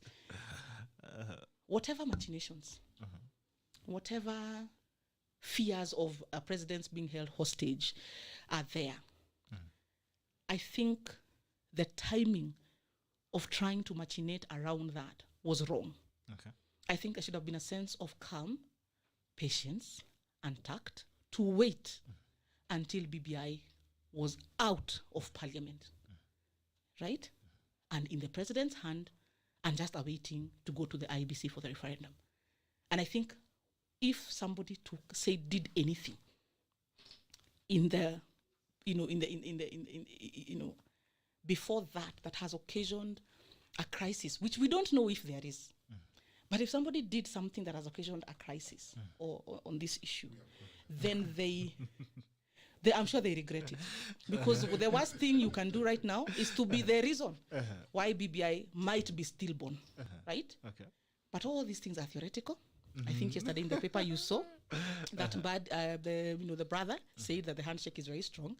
Mbadi was on TV the other day and he said those meetings that the president is having with Joho and Mvuria, it is the chair, I mean the ODM party leader, Raila, who had organized that meeting. And the president wanted to meet Mvuria and Raila said, it's okay. In fact, as we meet Mvuria, why don't you meet also Joho and Kingi? That is also words from Mbadi's mouth. That was the language before Tangatango were kicked out. No. On top of that, there is... there was that move, I believe, where you saw some kind of rumor mongering around that Mutula Kilonzo was going to be removed. Again, yesterday you saw Orengo say that Mutula is not going anywhere, and the media should stop rumor mongering. So I think it could be that we are reading a lot out of nothing. It could also be that there is a problem. Okay, 50-50. Ojwang, now these are we came with the bridges, me and you. Everyone came with a bridge and say now let's build bridges. Now there's only one bridge remaining. but there's no pathway to the bridge. Yes, there's no pathway to the bridge. Now the question is now where BBI is now under siege, or it's under capture. It's under captive, as she said, with the people who feel they own it. I think all this flowery language is one word. We have betrayed, we will betray, we have no problem betraying. And as daughters of mountain, we are accustomed to the forefathers' culture of betrayal. In this sense, I think the most common item of the Lord's Prayer in that hill is, forgive us our trespasses as we forgive those who trespasses. It is a pattern of betrayal. Trespass Simple. against us. Beyond English, beyond policy, beyond what the person was thinking, is how do I betray nest and nest and nester and nester, if there's such a thing. But I think that I agree that ODM might be using this to bargain what was not there. What was not there is there was no 2022. But there were assumption, and ODM being a smart party knew the supporters will jump at the hope of endorsement. And the talk of betrayal give Raila a moral glory of being the victim. Here I am. I gave my hands betrayed me to my again. brother. They have done it Without again. any condition. They have done it again. As you will, and others will say, "Come on, brother, I warned you, I nini." Well, but Kenya is bigger. So I think that perception that ODM is creating of betrayal is political, because, to be honest, and that is the nightmare of the regime. That we are now, again, our record of betraying and lying is getting longer and longer.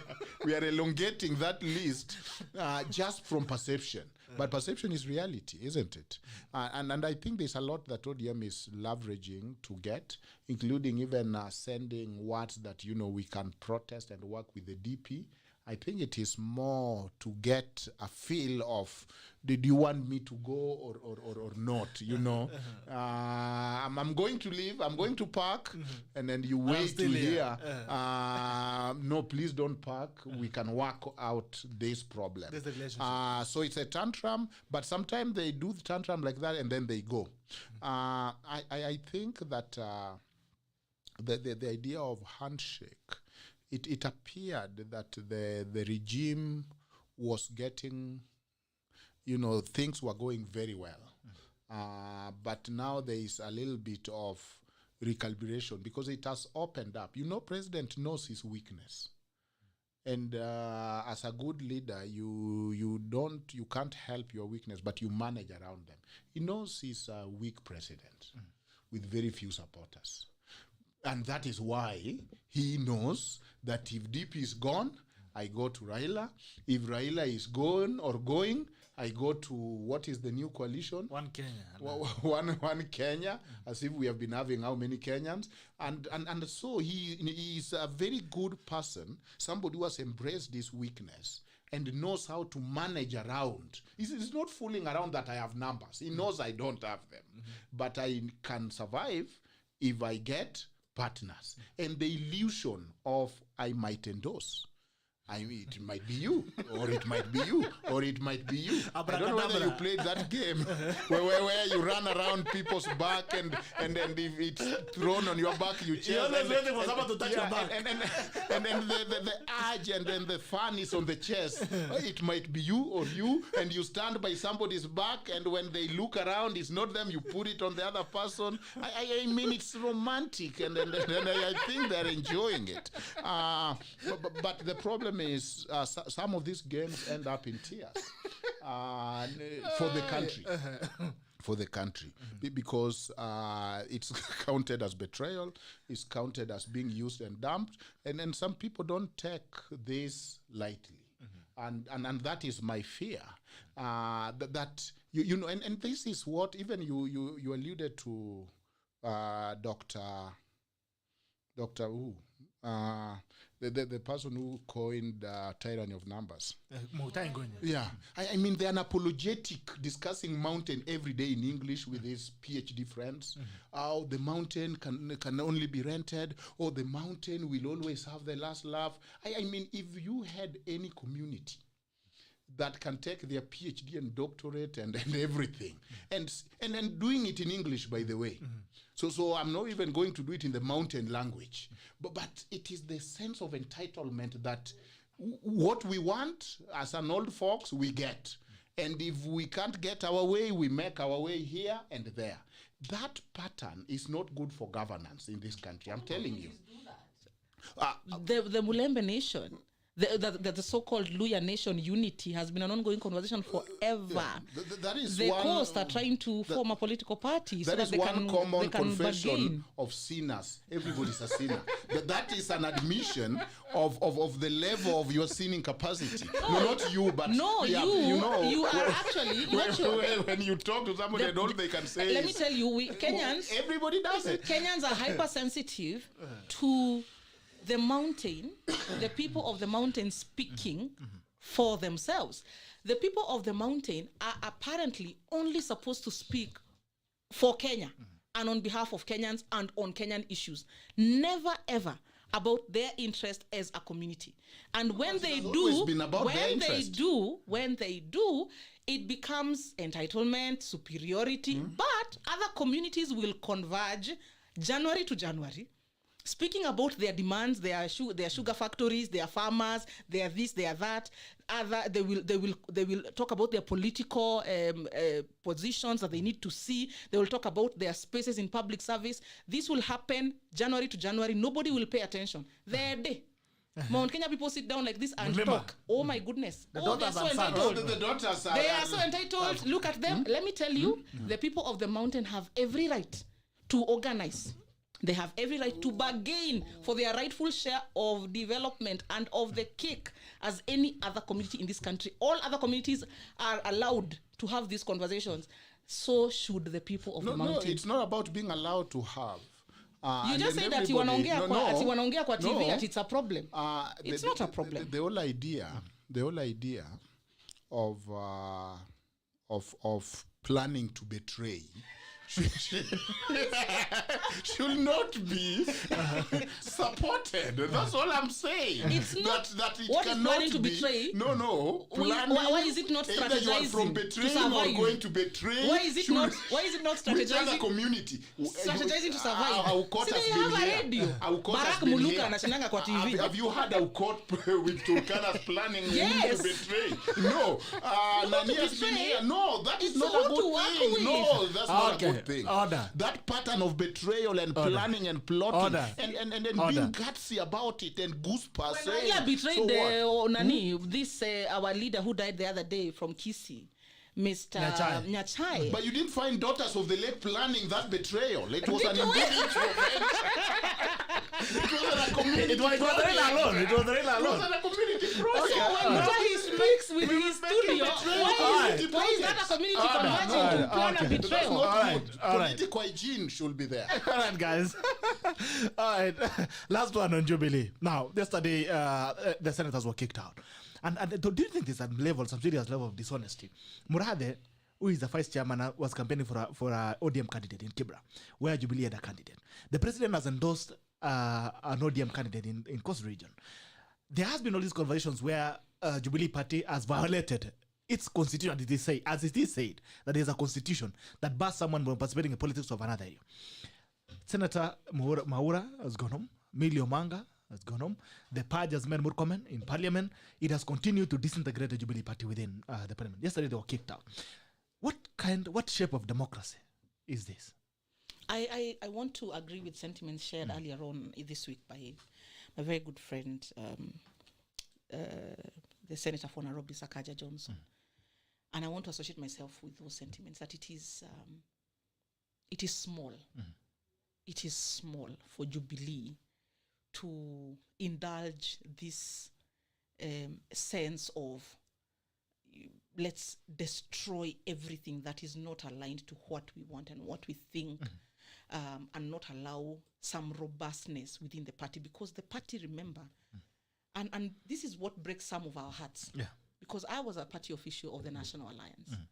And from the day it was called a name, the National Alliance, before it had color or a logo, we were in boardrooms crafting the essence of that party and the campaign it would run. And we dedicated our lives for free to build that party. And then come the proposal to merge. And what it meant is that our life's work sort of, and other political parties, you remember the BAS and all the other parties that are collapsed into The Jubilee. BAS. There was a big vision. It was a big vision. It took leadership of the president and, of course, at that time, the deputy president, to form Jubilee. It took great leadership and it took great sacrifice for these party leaders to cede their own parties and collapse into one national entity called Jubilee.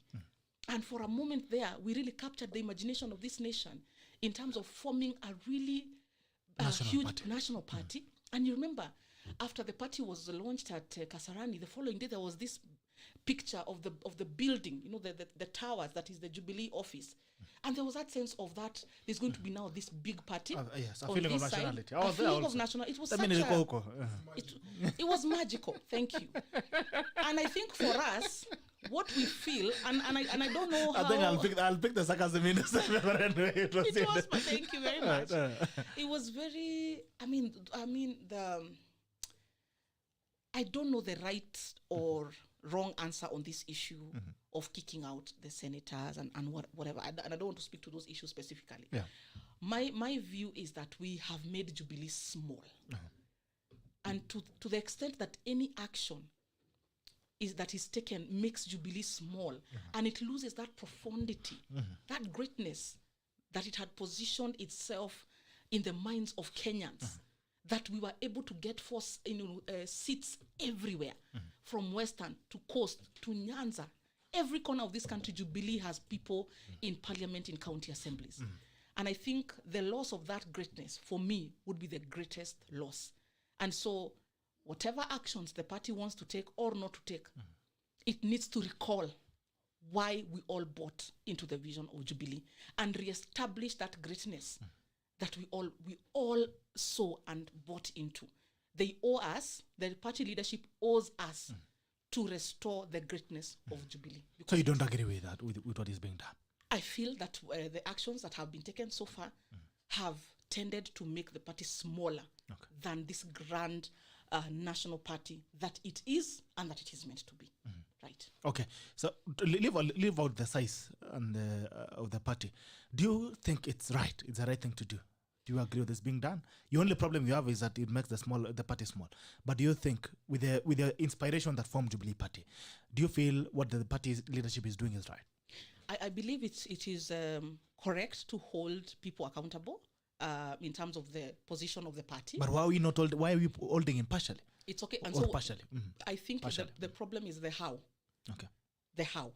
I think there were better ways. There were more tactful, more sustainable and prudent ways that would have served to instill that discipline, right? Do you think the president should be disciplined? Don't you think Morada should be disciplined?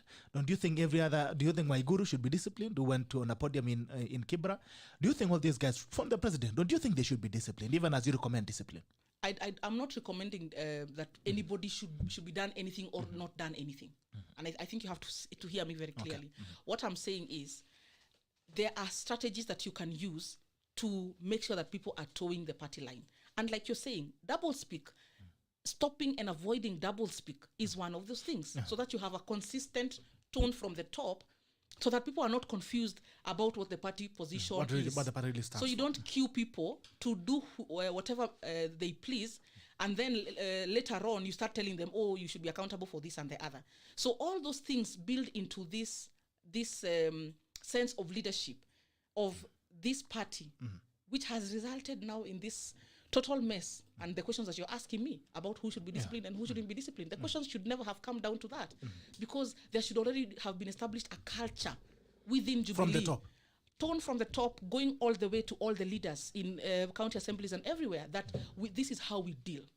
And I think you always get it very clearly, like for instance from ODM, that this is how they deal. And they have been able to have a culture of loyalty within the ODM party. And I think that's the sense of leadership that you would have wanted to see within Jubilee. All right. Yeah. You're a member of Jubilee. The governing council recommended the removal of the deputy president from the party. What are your thoughts on that? I think it's unnecessary. I don't think again it serves any purpose. It just continues it antagonizes it just continues to feed into the result of making the party smaller and smaller and smaller.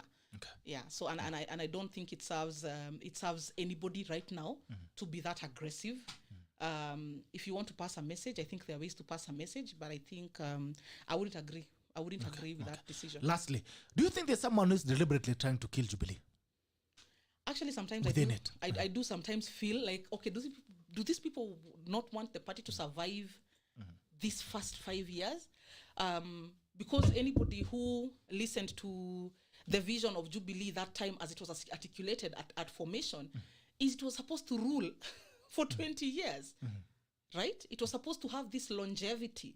And so when you see these moves that are being made, then you start wondering, where will the longevity come from if this is how you're leading? And let me tell you, this is what happens when you have limited perspectives in a room. Look at the leadership of some of these political parties. You will find you don't have women. You'll find you have only one generation. You will find that you don't have certain classes and categories of people. And so there tends to be a limited diversity of thought and opinion in how then decisions tend to be made. And that profundity that comes with, because diversity offers you, you know, when we sit here, this guy is young, you are who you are, he's from the academia. When we debate a topic, we are certainly likely to see them from different points. And I think that the way that the party has ran, I think tells me that there's a dearth of perspective. There's a deficiency of thought. Anyway, as I throw it to Ojwang, a foreigner has been arrested after his drone strayed into the DP's residence this morning. So the commander of police Nairobi is going to issue a statement shortly telling us what the drone was doing and why it was there. Atia, what has been a done? drone. What? A foreigner has been arrested. After foreigner? After his drone strayed into the DP's residence in Karen. Wow. Yes. So the Nairobi commander police is going to do a press conference. We're going to issue a statement on the same. So, you know, kina Sakasian, kina Margarian, walikujanga hivi. So, I can never say. Anyway, the police will give us a statement on what happened in Karen. A foreigner has been arrested after a drone strayed into his official residence in Karen. We are waiting to see what the security agencies are going to say, because they are the only people who can access the drone and will tell us what the drone was doing. Anyway, Ojwang, the purge in Jubilee. Are we cultivating or strangling democracy? I'll be very brief. I'll donate the rest of my time to the fair lady. One, I've no tears for Jubilee. But two, that is what happens when you have personalization of power. That the power is personalized. And that is why we had the 2010 Constitution, why we are always supporting institutions. That when you have personalization of power, actually that puts the problem right where, you know, remember I was talking of the caucusing on how to plan and betray and plot. When power is personalized, it just have to be toxic, because it means when you are my friend, you are rewarded. It means you might be Murathe, you might not be the main person there, but because of the proximity to me and the power is personalized, then you are kusema na kutenda. That culture of personalization of power as is toxic. And it looks like, you know, these are threats, these are scare tactics, but I think deep inside there is fear. The regime is afraid. And when somebody is afraid, when you see somebody bring out a panga from the house, it's not that they are confident. It is because they are coming out and responding to fear. And I think the personalization or over personalization, the little bit of because it's like I'm getting ready to betray more and I'll not stop betraying. So the firing of people, the scaring of the people, you know, they say you slaughter the chicken to scare the monkey kind of thing. But I think for the Jubilee lovers, it is like somebody seated on a crocodile. And you have to make a choice. Do I jump to the water? But I'm not a good swimmer. I'm not from the lake. I'm a daughter of the mountain. Do I stay on top of this crocodile? But this crocodile will have me for lunch. So I'm seeing a lot of trilemma there, not even dilemma. So do you stay on that Jubilee, which is like at the back of a crocodile, or do you dash in the water and see whether you survive Or not. or not? The risk, the chances, the adrenaline, there is a lot of hormonal support, but they say human beings tend to just sit on the crocodile. As funny as it is, you know the crocodile will eat you, but rather than taking your chances on swimming to the shore or drowning, you'll rather just sit because you are seated there. But the challenge is personalization of power, which is bad culture. And as young people, I think that we need to love rule of law. We need to love rule of law. We need to love that even the king, whoever that is restrained by law. That is when we can have a country. That you, just because you are the president or just because you are closer to some power that be, then you can now do anything you want. Everybody should be appalled at that thought. And the rule of law means that people can be restrained. And him who only is restrained to themselves is not restrained at all. And that is what you are seeing even within the Jubilee. Finally, the issue of constitutionalization. We, Kenya, are known for hyper amendment and making a lot of laws, but very few and poor culture of follow-up and respecting the laws.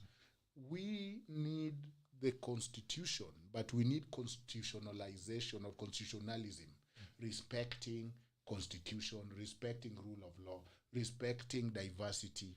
So when you see of late, it's like the tale of two cities, the theater of absurdity. It's days of foolishness and days of intelligence at the same time. When you see that of late, all you have been hearing is there's only one boss. Respect the leader. Almost Machiavellian, isn't it? The president can be a fox and what other animal? Put any other caged animal there, or the big five. Those are not democratic tendencies. Those are not constitutional mechanisms. The Constitution didn't want a president to be a fox and a lion and a cheetah and a bridge maker and a bridge destroyer and a hand squeezer and a hand shaker, all at the same time. It was to be respecting the rule of law. And then I urge Jubilee leaders, especially Jubilee, I think whatever happens to it, good luck on top of the crocodile, but it will still remain there, to just embrace the culture of restraint. That just having a different thought does not mean you disrespect the boss. Who was that who said it, Orengo? Who was that who said it, Orengo? Remember when he was saying, I don't know, democracy. The revolutions eats its own children. Yeah, of course, he was copying it from Ouko. Ouko is the original person. He should have cited him. And because he was copying it, he has not even lived by it. That's the problem with copying things. Because all of a sudden he's also going all town talking of one leader, one boss, one whatever, not the 2010 constitution. So to me, it's a stress-free. You'll never find yourself at the back of crocodile if you just abide by the Constitution. And you don't care about the mountain, you don't care about the individual, you care about the rule of law for all. Okay. Now, I'll switch to the newspapers, just the headlines. If you are free to pick up anything that you'd want to pick up from the newspapers. I'll start with the Standard. It says 6 senators allied to the DP on verge of losing their seats. Monumental task. The Register of Political Parties begins the process of striking out names of 6 senators allied to the DP route who have been expelled from Jubilee's members' role after they received communication from Secretary General Raphael Tuju. I think we've already discussed that. Heartbreak for Obama's grandmother of the world. TPU's pour in for Mama Sarah Obama, who burst into stardom when her grandson Barack Obama was elected U.S. President in 2009. The Obamas are grief-stricken, but are also celebrating a graceful woman who Obama described as his bridge to the past. Essential spirit, strong, proud, hardworking, and impressed with conventional marks of status and full of common sense and humor. Here, Common Sense and Humor never changed. We will miss dearly, but celebrate with gratitude a long, remarkable life. That is a former U.S. President Barack Obama celebrating Mama Sarah Obama. The most interesting thing is that she died in some nondescript village hospital back then. Anyway, on the same headline of the Standard, Uhuru follows Kibaki's script to dish out mega projects to his backyard. Final years, like his predecessor, Uhuru dedicated his first years at the M to national development, almost creating an impression that he was ignoring his home turf, but is now pumping billions into Mount Kenya projects. Financial Standard, how the rich shielded their wealth and got richer during the pandemic. It depends on where your bread was buttered. Okay. On the People Daily, Obama's tribute, that's the same thing. A 9-year-old matriarch who succumbed to diabetes at a Kisumu hospital elicits glowing tributes from the former US president and top Kenyan leaders who describe her as a uniting figure and a philanthropist. Oxygen crisis in hospitals as Kenyans hoard cylinders. Page 4, Kagwe and leading manufacturers say that individuals and institutions are holding more than 20,000 containers, which could help in desperate COVID patients fighting their lives in ICU. KCSE cheating syndicate, another, page 16. Minister warns that those implicated in the malpractice will face dire consequences. We'll leave no stone unturned. That's what OJWANG usually says.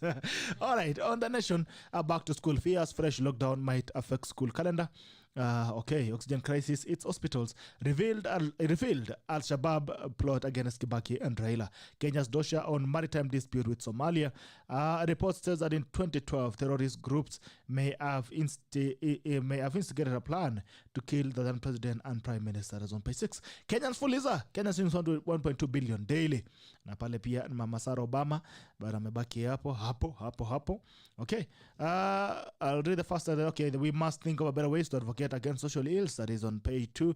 Kogelo mourns Mama Sarah. It was on page of the People of the Nation. Okay, page 2 of the People Daily. Rare unity show as parties ranks to back Haji Jr. Obama pays glowing tribute. That is on the Standard. CS political masterstroke or a legal blunder. Jwang has always insisted that the CS positions was unconstitutional. BBI team 6 advice of legal experts on contentious issues in Mambo Parliament and BBI. Okay, I'm trying to get a page 2 of the Standard. Page 2 of the Standard. Okay. Page 2 of the Standard says Mama Sarah Obama, an icon of education and family values. Michelle Obama mourns. Page 3. How Sarah Obama's guidance transformed Akokelo village. Granny set up library for the community. There's also only guest family attend grandma's burial. Standard has really focused on the same thing. Law Society falls candidates race for Chief Justice post. On NC plan to host MP flops. Mambo ya kutoa omubunge. You have annual national congress has lost an appeal in resettlement of a member of parliament. Ilikuwa nani Musalia, mambo ya vita Musalia madavari na ANC. Okay, Uhuru follows Kibaki's script for backyard final term. Uhuru government is pumping billions of shillings in development projects in Mount Kenya Nabi to secure his legacy ahead of 2022. Okay, that is the story. That first top 10 pages for the newspapers. I'll start with you, Lydia, if there's something you want to pick from the newspapers. I think for me it's the highlighting of this issue of the president pumping billions of resources in projects in Mount Kenya. I think the president has been one of the most progressive presidents that we've had, in the sense that he was very keen to make sure that development goes everywhere. I don't think there's a region in this country that can claim that this administration withheld resources from getting to their regions. In fact, the president himself found his backyard, becoming a bit agitated, saying, you're focusing on the rest of Kenya. What about us? You remember the whole movement around the earlier formations of Tanga, people like Moses Kuria. They were saying, we have not benefited from this presidency, and so we are going to fight for our community because this president has not delivered anything to us. So I think it's a misnomer. It's sort of like a one-sided story, as it were, an incomplete story, to now start saying that the president is pumping billions to secure his legacy, that is the project in Mount Kenya. This is just part of the many projects he has done everywhere. So I think that story is a bit one-sided and incomplete. All right. Anything else? I think the other issue is maybe just this issue of COVID. I think Kenyans have a responsibility to protect themselves. That even though the policies that are there might be hard on some of us than others, I think ultimately we have to try and survive. You understand? We have to survive. Whoever we are, wherever we are, let's try and survive. And where you need to seek help, please seek help. The chief is there, the ACC or the DCC, and if you don't find those people palatable, I believe there are other communities. There are even the police. By the way, even the police are good. You know, police are our brothers and sisters. You know, they're also good people. So if you, whatever you can find help, you understand? Try and find help. As long as it is help. Don't throw yourself in front of a matatu. You know, just find help. And if somebody calls on you to help, please help. The little that you have, share. Tugawane. Kama uko na 100 unaweza peana shilingi 10 ukabaki na 90. So if somebody reaches out to you and says, please, I am in dire need, please respond and help that person for the moment so that all of us can survive. Okay, Ojwang. I think I want to repeat what you said, that let us support each other. We are all, we have each other. That it is sad. It's sad. The case of somebody trying to throw themselves on the bus, possibility of the agony people are facing. I don't think it really serve humanity better if we drink coffee and eat lunch and eat 4 or 5 meals and really there's somebody you could help and you have not helped. So that is a challenge to all of us, not just expecting the government to be the carrier, because we are the partners and we are the people. But I also want to add that, the passing of Sarah Obama is a sad thing. I also knew as a gracious dancer of Luo traditional music. Yes, they say an old dancer can be known by the regular jigs and shakes of the shoulder. She's very gracious. If you see video and if you Google, you'll find, her dancing in a very honorary, almost the U.S. president grandmother's way. Elegant, yes. It is interesting because Obama himself is a beneficiary of the culture that he might not understand, but the whole polygamy is why he has a grandmother. What are you trying to suggest? No, that Sarah Obama is the younger mother, the step grandma. I come from polygamous family. My mom is the third wife. I'm here courtesy of that culture. Yeah. So I cannot illegitimize my existence by saying, you know what, because of that culture, some of us exist, and unapologetically for that. I think she also gave a good review of the president turning his face to the mountain in terms of projects. Fairly here and there, he has stretched his hands to other places. If you go to the website, the Presidential Service Delivery website, you will know that the word that he has been fair in distributing is using the word fair in its most stretched form. Gidhum guys say, I'm assuming word is elastic. And so in its most elastic form, you can say the Uhuru has been fair. But if you look at that website, you will know that Mountain has been getting unfair share. And for that, this is now coming in addition of that unbalance. This is the president that have championed for one man, one shilling. Remember the whole idea of devolution Ali Mazrui, read literature of Ali Mazrui and the whole idea that the rest of Kenyans, especially from marginalized people, places, have been having a raw deal because most of the resources have been pumped to where the industries were created, where the infrastructure were created. If we did structural audit today, the number of roads or tarmac in Kiambu vis-a-vis the number in Kakamega, if we did audit the number of oxygen tanks that they're asking that are in Nyeri County vis-a-vis in Mombasa County, if we did audit the number of bridges, the number of hospitals and clinics and doctors and schools, and even you cannot generally divorce personal wealth from public wealth, because you get a tender, therefore you get money to build something beautiful in your backyard. So I cannot just bypass and say that is now private, because it is private because somebody personalized power and you walked well by KEMSA and got it. So the unfairness that has been there, and to seal that legacy is to pass 1 man 1 shilling in BBI. It's gutsy. I mean, it is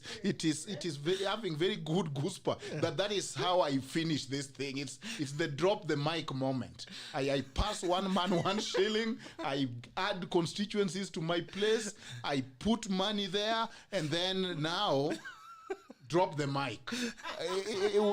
It's a different way of doing it. Let me just say, there is one way of doing it, but there's a different way of doing it. And it's still away. No, in fact, now it's made me have to come back and ask, what is to be said about the level of disparity in representation and the disparity in resource allocation, where the per capita amount of money that is sent to counties, for instance, like Kiambu, is so much lower than the per capita money that is sent to counties such as Wajir and Lamu. And we all know that this money is not sent there to build roads. It is not sent there to build hospitals. It is sent there specifically for the function specified in the schedule, isn't it? In the schedule of the constitution that designates what is devolved, isn't it?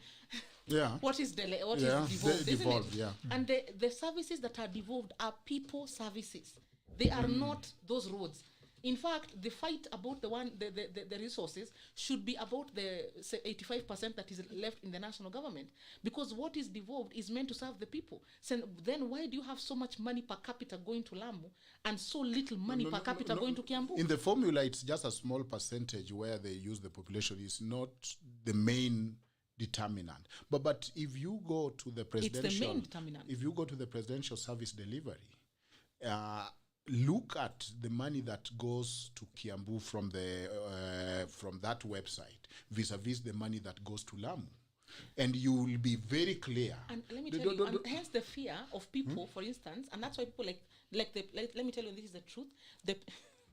So let me tell you that the talking people like Jesus, verily, verily, I say unto you, it is said this way, but I say, remember truly, truly, yes. You people. So there's the sense, therefore, and why the people of the mountain feel that they have to then assert their space in the national politics and get the presidency is because it's the only way that resources can then flow to Mount Kenya. Because otherwise, the scheme is to always dispossess them. No, that's the sentiment. That sentiment must be backed up by some statistics, because we know from sessional paper of 66 when Tomboya brought it, we know where Kenya resources have been going. Do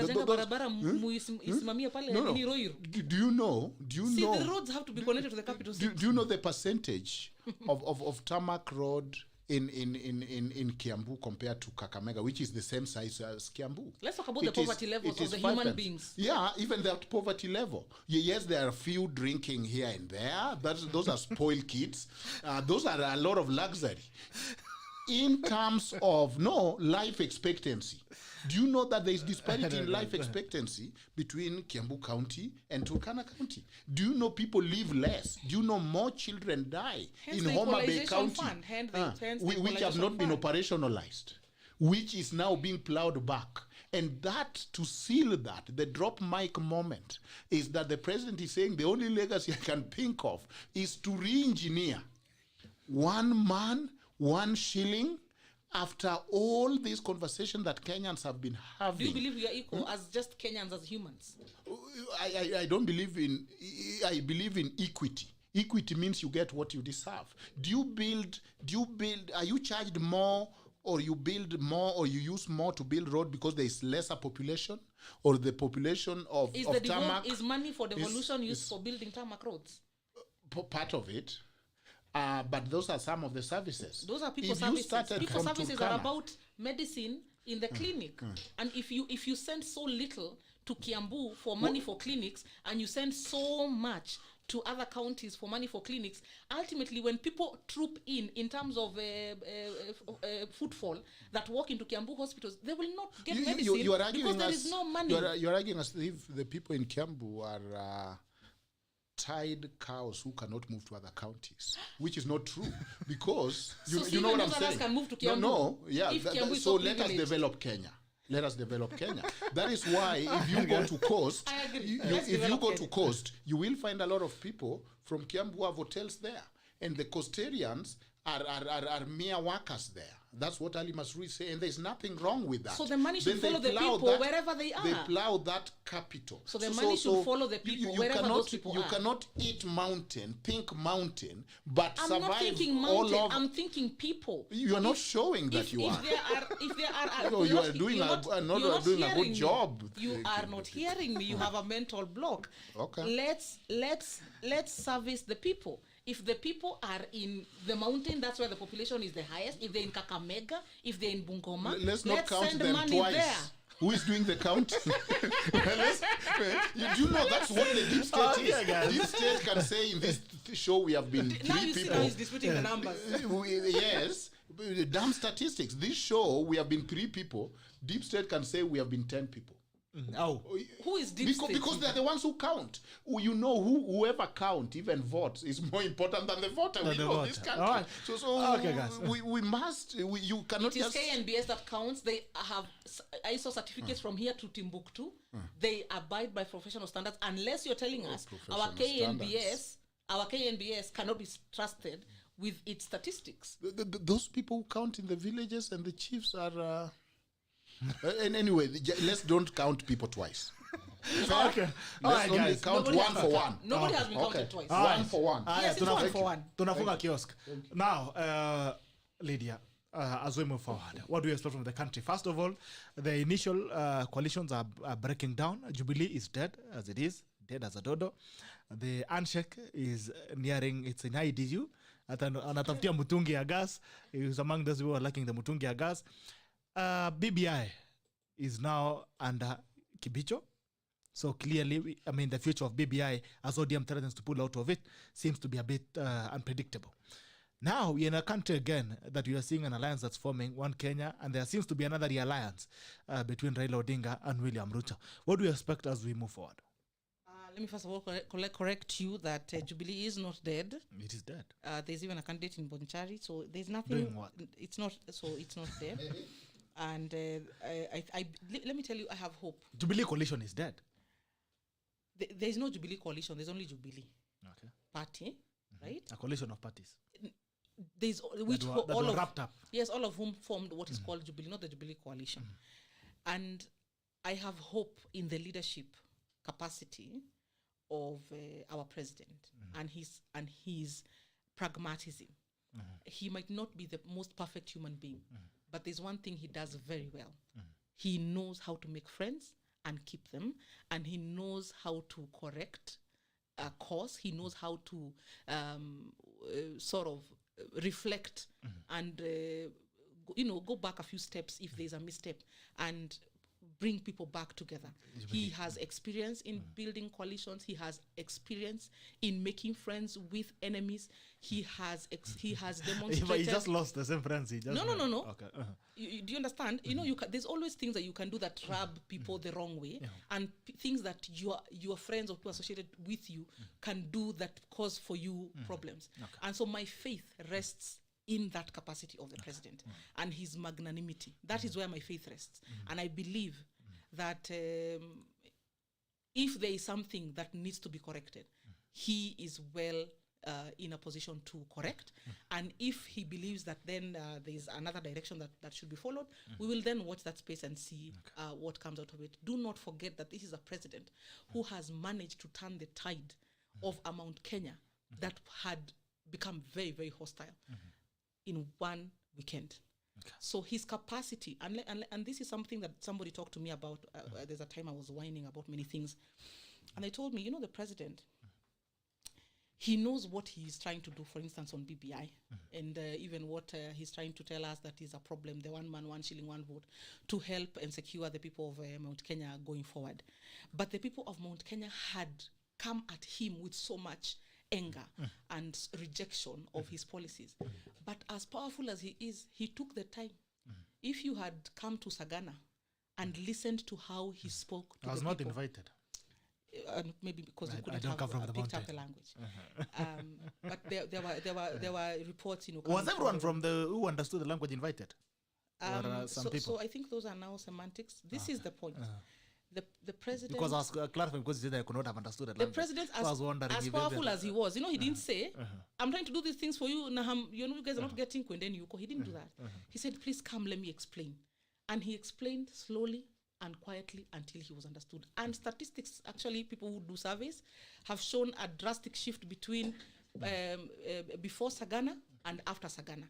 And that acumen, that capacity of him to figure out a problem, take action to resolve, is what I trust in. And I know that You'll going stand forward, around. if I have some sense of his leadership tone and approach, I believe that BBI will not be stillborn. He will secure it. I believe that the handshake will survive because he will make sure that it survives. And I believe that Jubilee will transcend the current challenges because he is the party leader and he will make sure. The same way he managed to convince all those leaders to come together and form Jubilee is the same way he will manage to restore the glory of Jubilee, because that's the kind of leader that he is. He's visionary and he is bold. Okay. So I trust in that. Okay. He'll revive Jubilee, he'll revolutionize the handshake. BBI will not collapse. Yes, I You have have a lot every of faith in faith. the president. I have every faith in Hallelujah. his capacity. Okay. I believe, What do you trust- expect? I believe and trust that tomorrow the sky will still be up. That's the only thing you believe and trust. The president is good as described by the daughters of the mountain, being a very good daughter. But he has no right to squeeze his handshake partner's hand in the breach. He has no right to dislocate his arms. Those arms are very important for the country. Let those arms be healthy, just as you also secure your legacy. I think that at the end of the day, it appears that the mountain will be okay. But will Kenya be okay? I hope it will be okay. Thank you.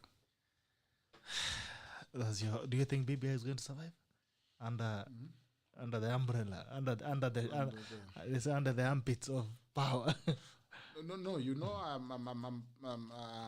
I was part of amicus in the 7 cases that are already in the High Court on BBI, and I think that